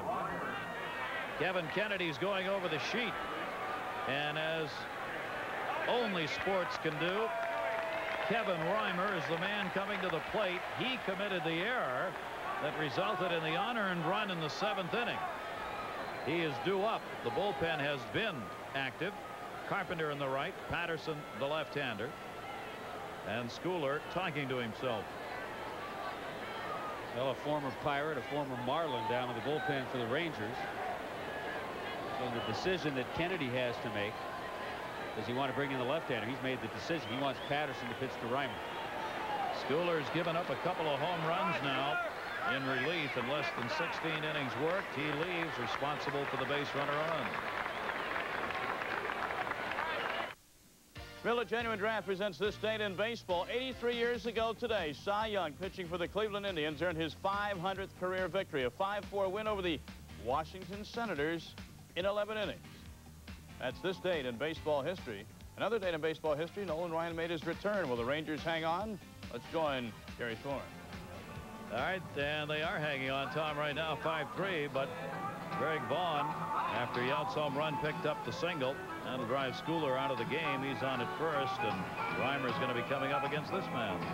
Another veteran out of the bullpen. Bob Patterson fell into the numbers game with the Pittsburgh Pirates last year. Had a good year with the Pirates, 6-3, 9 saves, earned run average under 3. But the Pirates decided they did not want to go to the contract level Patterson was at. All of a sudden, he finds himself pitching for the Rangers. And suddenly the game is far from over here. Kevin Reimer stands in, and we'll see whether or not the script has yet another turn to take. Kevin Reimer, the former Texas Ranger, struggled out there in the outfield tonight with a drop ball in the 7th and an unearned run that scored as a result. Now a chance to retaliate here. Works against Patterson. He has faced him 3 times in his career and is 0 for 3 against Bob Patterson. Reimer doubled in a run in the 4th inning of this game. Well, Reimer was the first hitter that Lefferts faced and grounded out against that left-hander. Now he has another lefty to see. Here's a case, too, where the Brewers, if they had somebody else on their bench that was a right-hander that Phil Garner had a little more confidence in, say a John Jaha was hitting the ball a little better, he could go with the right-hander in that situation. But right now he's forced to use a left-handed bat. Well, Reimer swings the bat well. He swings it better against righties. Well, that is really tough when you are a manager and are in that kind of situation where you don't have the guys you feel comfortable with. You're not deep enough to make the kind of moves that you would normally make. And that is indeed the situation Phil Garner has right here. Here's what's left on the bench. Jaha, the one you'd really want to put out there, but he's not hitting. Kevin Reimer, the bloop towards right center field. That's going to be hauled in. Hulse moved over to get it. Off the fists. Carried out to right center. Reimer's retired, and there are 2 down here in the 8th with Vaughn back to first. Third baseman B.J. Surhoff. Well, that's going to leave it up to B.J. Surhoff. Patterson gets one of the outs he needed to get out of the inning. Schooler worked no part of an inning, gave up 2 hits. A home run to Yelton, responsible for Vaughn, who's on. Gary Thorne, Tommy Hutton with you here on the return of Nolan Ryan before a 40,676 full house in Arlington tonight. Only fitting that the return took place on the date in baseball history that Cy Young won his 500th game. All those things always line up, don't they? 5-3, Rangers leading. Trying to knock Milwaukee into their 5th loss in a row, and for the Rangers get out of a 2-game losing streak. Rangers, though, have won 15 out of their last 20. They've been a hot team. They gained 5.5 games in 16 days before the All-Star break to get themselves to what now is but 3 games out. Patterson, 1 ball, 1 strike, 2 away, 1 on. Surhoff waiting. Talked about Surhoff earlier, trying to keep his feet more still at the plate and not surround the ball as Phil Garner described. That time he was fooled. Patterson's thrown him a couple of good breaking balls. Another situation, Tommy. Surhoff's hitting only .208 against lefties, .278 against right-handers. Center field. Pretty good wood on that. Hulse has room moving back, hauls it in. So Patterson came on and got it done. Home run by Robin Yount adds 1, but still down by 2. Palmer coming up. Rangers third baseman P. Palmer. Texas leading at 5-3 in this 2-game set against Milwaukee, starting here tonight. Nolan Ryan started this game 5 2/3 innings, 2 hits, 3 hits, 2 runs. He walked 1 and he struck out 6 in this game. 5,684 career strikeouts. That one against Brunansky. I think one of the real surprises is that Nolan had command of all of his pitches. A fastball, curveball, and the changeup. These some very good changeups. A very impressive performance. Palmer leading it off here. A couple of singles in the game towards left field. Make it 3. 3 for 4 night for Dean Palmer. Reimer gets it back in. Leadoff single in the 8th. Tom? Okay, Gary, Randy Knorr had a big night for the Toronto Blue Jays. Early in this game against the White Sox, Knorr, a 3-run homer. He went 3 for 5 on the night, 3 RBIs, 2 runs scored. Toronto banged out 21 hits. John Olerud went 3 for 6. His average slipped to 398. I don't know what's troubling him. Let's get back to Texas. It's tough, Tom, when you can't do any better now. You better get out of the game. So with Chicago losing, Kansas City and Texas started the day 3 games out. Chance to cut that to 2. Yeah, those 3 for 6 nights kill you. They are. They're really tough. Here's Gary Reedus, big hit in this game. Reedus came up with a 2-out, 2 RBI triple in the 4th inning. Reedus batting at .244 on the season. As Tommy mentioned, kind of a surprise starter in the game. And as so often happens, guys who kind of thrown in at the last minute produce. But you know what? You don't mind throwing them in when they're the Gary Reedus type. Veteran players who have been in situations. They've been in pennant races. He's been there before with Pittsburgh, Cincinnati. Yep. Dean Palmer on at first base was caught stealing earlier in the game by Lampkin, who's behind the plate here. Reedus checking with Dave Oliver at third. Just a 2-run differential. Texas would really like to add something here in the 8th inning. Lampkin, Brunansky, Suero due up. Palmer's running, hit and run on, trying to protect him, and Reedus fouls it back. 1-2. Yeah, that's frustrating. Sometimes you have the hit and run, which I'm sure that was, but Palmer got an unbelievable jump. And you're the hitter up there. You can see that he gets that good jump, but you also know that you have the hit and run, and you have to swing, try to make contact, and protect the runner. In the back of your mind, you want to say, take it. He's got this base stolen. And you know, that's exactly what Dean Palmer was thinking, too. Reedus on the breaking ball is a strikeout victim. Massey gets the pitch in. Reedus retired, 1 away. Palmer remains on at first base.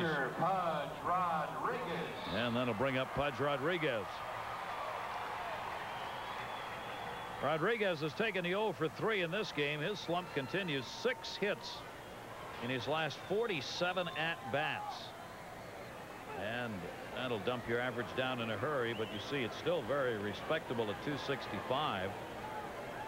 It's just that he was playing so well before, and then the average up over that 300 mark to start with. And as Tommy mentioned, he struggled during the second half last season at the plate. Is that going to happen again? Well, I tell you what, he struggled so much last year. Over 200 at bats the second half of the season for Pudge Rodriguez.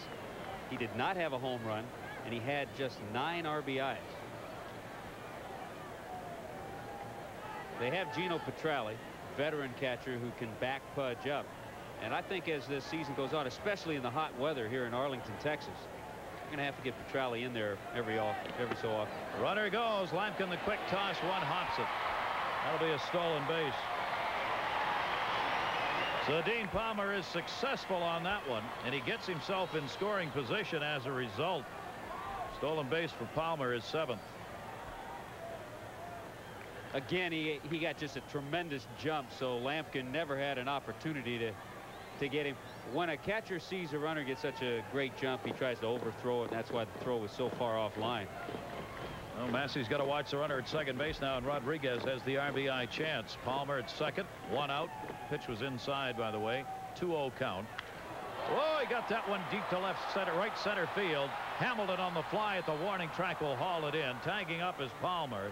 He'll move over to third base. Rodriguez just missing the long ball on that one. Good play by Hamilton, who followed it all the way to the wall, 400 away.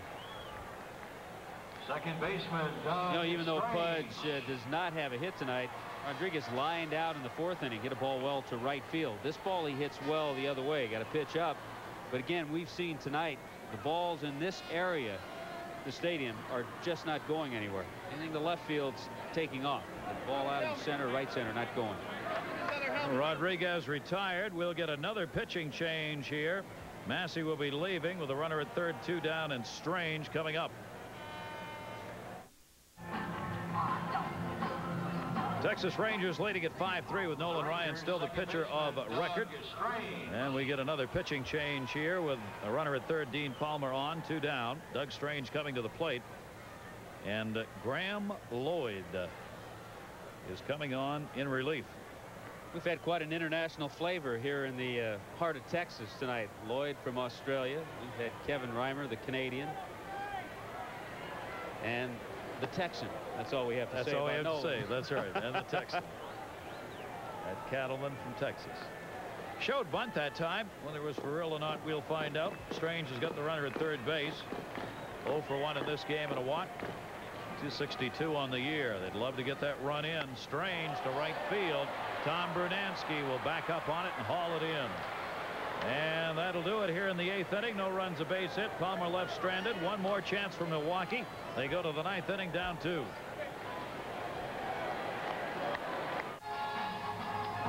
Nolan Ryan in the clubhouse waiting, probably riding the bicycle right now. 5-3 lead, a chance to pick up only his 2nd win of the season. In his 4th start, he won the opener against Boston. His only win, the Texas Rangers, a chance to be 2 games behind the White Sox, who have already lost, beaten 15-7 by Toronto. And we want to remind you, coming up on Wednesday, you'll have a chance to see those Chicago White Sox take on the Toronto Blue Jays. John Olerud, Frank Thomas, 2 of the great hitters of the day. Wednesday night, 8:30 Eastern, 5:30 Pacific, right here on ESPN from Comiskey Park. Well, the Texas Rangers have put it in the hands of their best. Tom Henke's been 11 for 11 in his last save opportunities. Early in the year, Kevin Kennedy used him a little bit too much. Lately, Tom Henke, with the extra help in the bullpen with the 12 pitchers now the Rangers have, he's been utilized mostly in this role, coming in a save situation to pitch the final inning. Tom Henke has a save in each of his last 4 here at home as well. He's retired 13 of the last 14 batters faced with 9 strikeouts. He's 19 for 22 in saves this year. Lampkin leads it off with a big base hit for the Brewers. Pulse will get it back in, but now the Milwaukee Brewers with a base hit by Lampkin, who's 2 for 4, 2 for 3. Right fielder Tom have the Brunansky. potential tying run coming to the plate in the person of Tom Brunansky in the 9th with nobody out. Henke has that good fastball and forkball, but what he tries to do a lot, and Lampkin took advantage of it, is get ahead quickly with that first pitch fastball, and Lampkin jumped on it. Brunansky's 3 for 12 with a home run off Henke in his career. Rangers with 9 hits. The Brewers now have 8. 9th inning. Rangers up by 2. And a dangerous Tom Brunansky, who had 0 for 10 before he picked up the single in his last at-bat. Brunansky, of course, has power.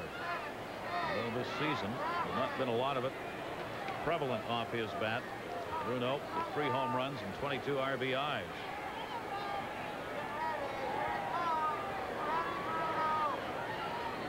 Ryan 5 2/3, 2 runs, 3 hits, 1 walk, 6 strikeouts. Lefferts an inning and 2/3, 2 hits. Schooler went no part of an inning, gave up a run on 2 hits, the home run to Yount. Bob Patterson 2/3 of an inning with zeros across. And now Henke. 0-1. 0-2. So the difference how that fastball looks after starting Brunansky out with the forkball. Then Henke was able to come back with that good fastball, and he spotted it well in the outside part of the plate. Talk about power. 258 home runs career for Brunansky. Runner at first with nobody out. Brunansky waiting. Off the end of the bat and foul outside of first base. Haven't mentioned tonight. I'm sure they will more on Sunday night. This is the final season the Texas Rangers will play here in this ballpark. Their brand new ballpark is right across the parking lot. Beautiful building. New yard looking a lot like the new Comiskey Park. They'll move into that next year. Tear this building down. 0-2 count. Brunansky, the big cut. Tom Henke gets the strikeout. 1 down in the 9th inning.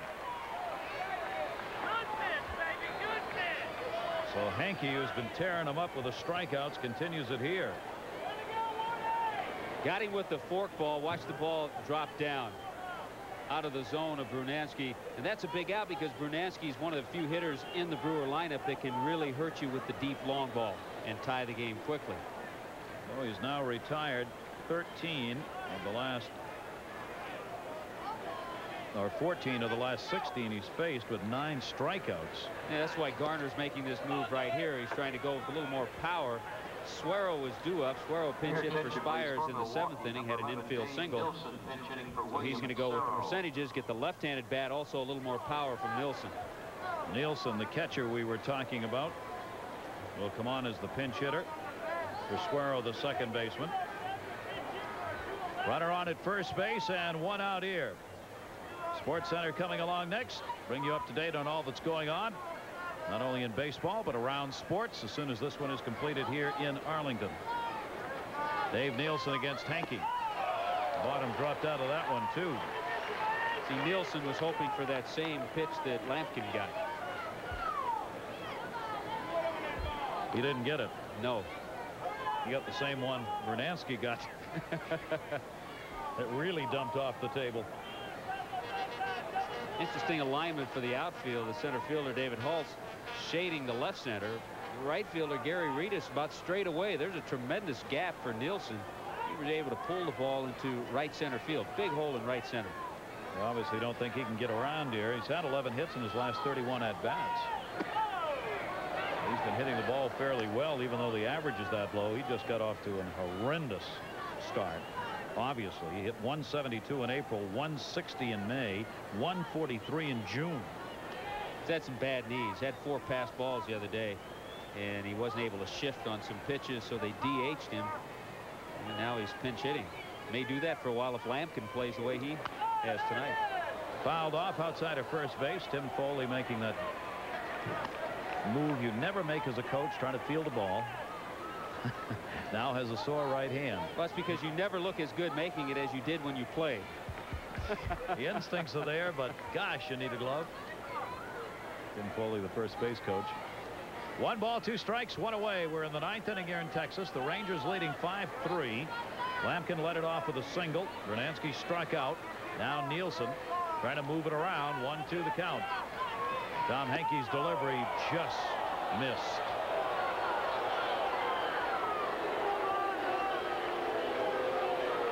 Pretty tough pitch to take when you have 2 strikes. You're up there pinch hitting. Fastball. Yeah, I don't know where Jim McKeon thought that was. Maybe low, because it certainly had the plate. Hankey with the 19 saves. Nobody else even has 2. Patterson's got 1. Whiteside has got 1. Again, that one a little lower out of the strike zone, and it's full. 3 balls and 2 strikes. I think it's hot. Take a look at that cap. It's got a double blue color there. Still 91 degrees here in Arlington. But dry heat. Yeah, big Tom Hankey, big Midwest guy. He's used to this heat. 3-2 the count. Runner goes. Swung on and missed. Nobody covers second as there was nobody holding the base runner Lampkin at first base. His run's not the one that matters. And there are 2 down. So Nielsen a strikeout victim. Nelly, all right. Hankey has come on here to get 2 Ks, and Milwaukee's down to their final out. Not a bad play, though, if you're Lampkin and they're not holding and you get a good jump, because even though your run doesn't mean anything, it makes it a little more difficult for the infield, because now there's no force out at second base on a ground ball. So there he is at second base, and Jaha is going to be the pinch hitter. 2 down in the 9th inning. Texas up by 2. Jaha, the man who had been given the job at first base. They thought he was ready to take it over, and right now everything's kind of up in the air in that regard. Jaha is the pinch hitter with those numbers. 2 down, runner on at second base. Nolan Ryan waiting to see if this game is going to be a W for him. Strike 1. Boy, he has great command of that fork ball. Jaha, sometimes when you swing at a pitch, you turn and ask the umpire, did I swing at a strike? I think that's what he was asking Jim McKeon. He's only had 1 pinch hit appearance, 0 for 1. Brewers tonight 0 for 6 with runners in scoring position. 1 sac fly to get one of their 3 runs in. Not clutch hitting so far, and Hankey really making it tough. So the fans in Texas are up. An 0-2 count, 2 down. Nolan Ryan, the pitcher of record. Tom Henke looking for save number 20. And Texas a chance to pull within 2 of Chicago.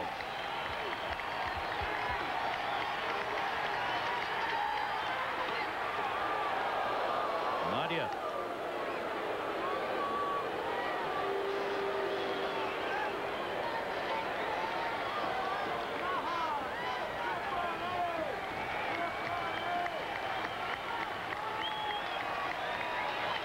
Jaha trying to keep it going. The 1-2.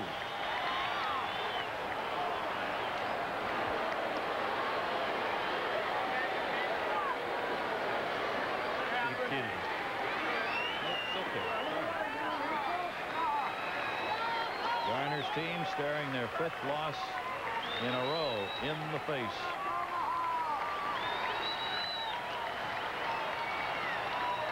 Two. It's not over. Palmer. It's history. Rafael Palmeiro the scoop. Dean Palmer. Big play at third base.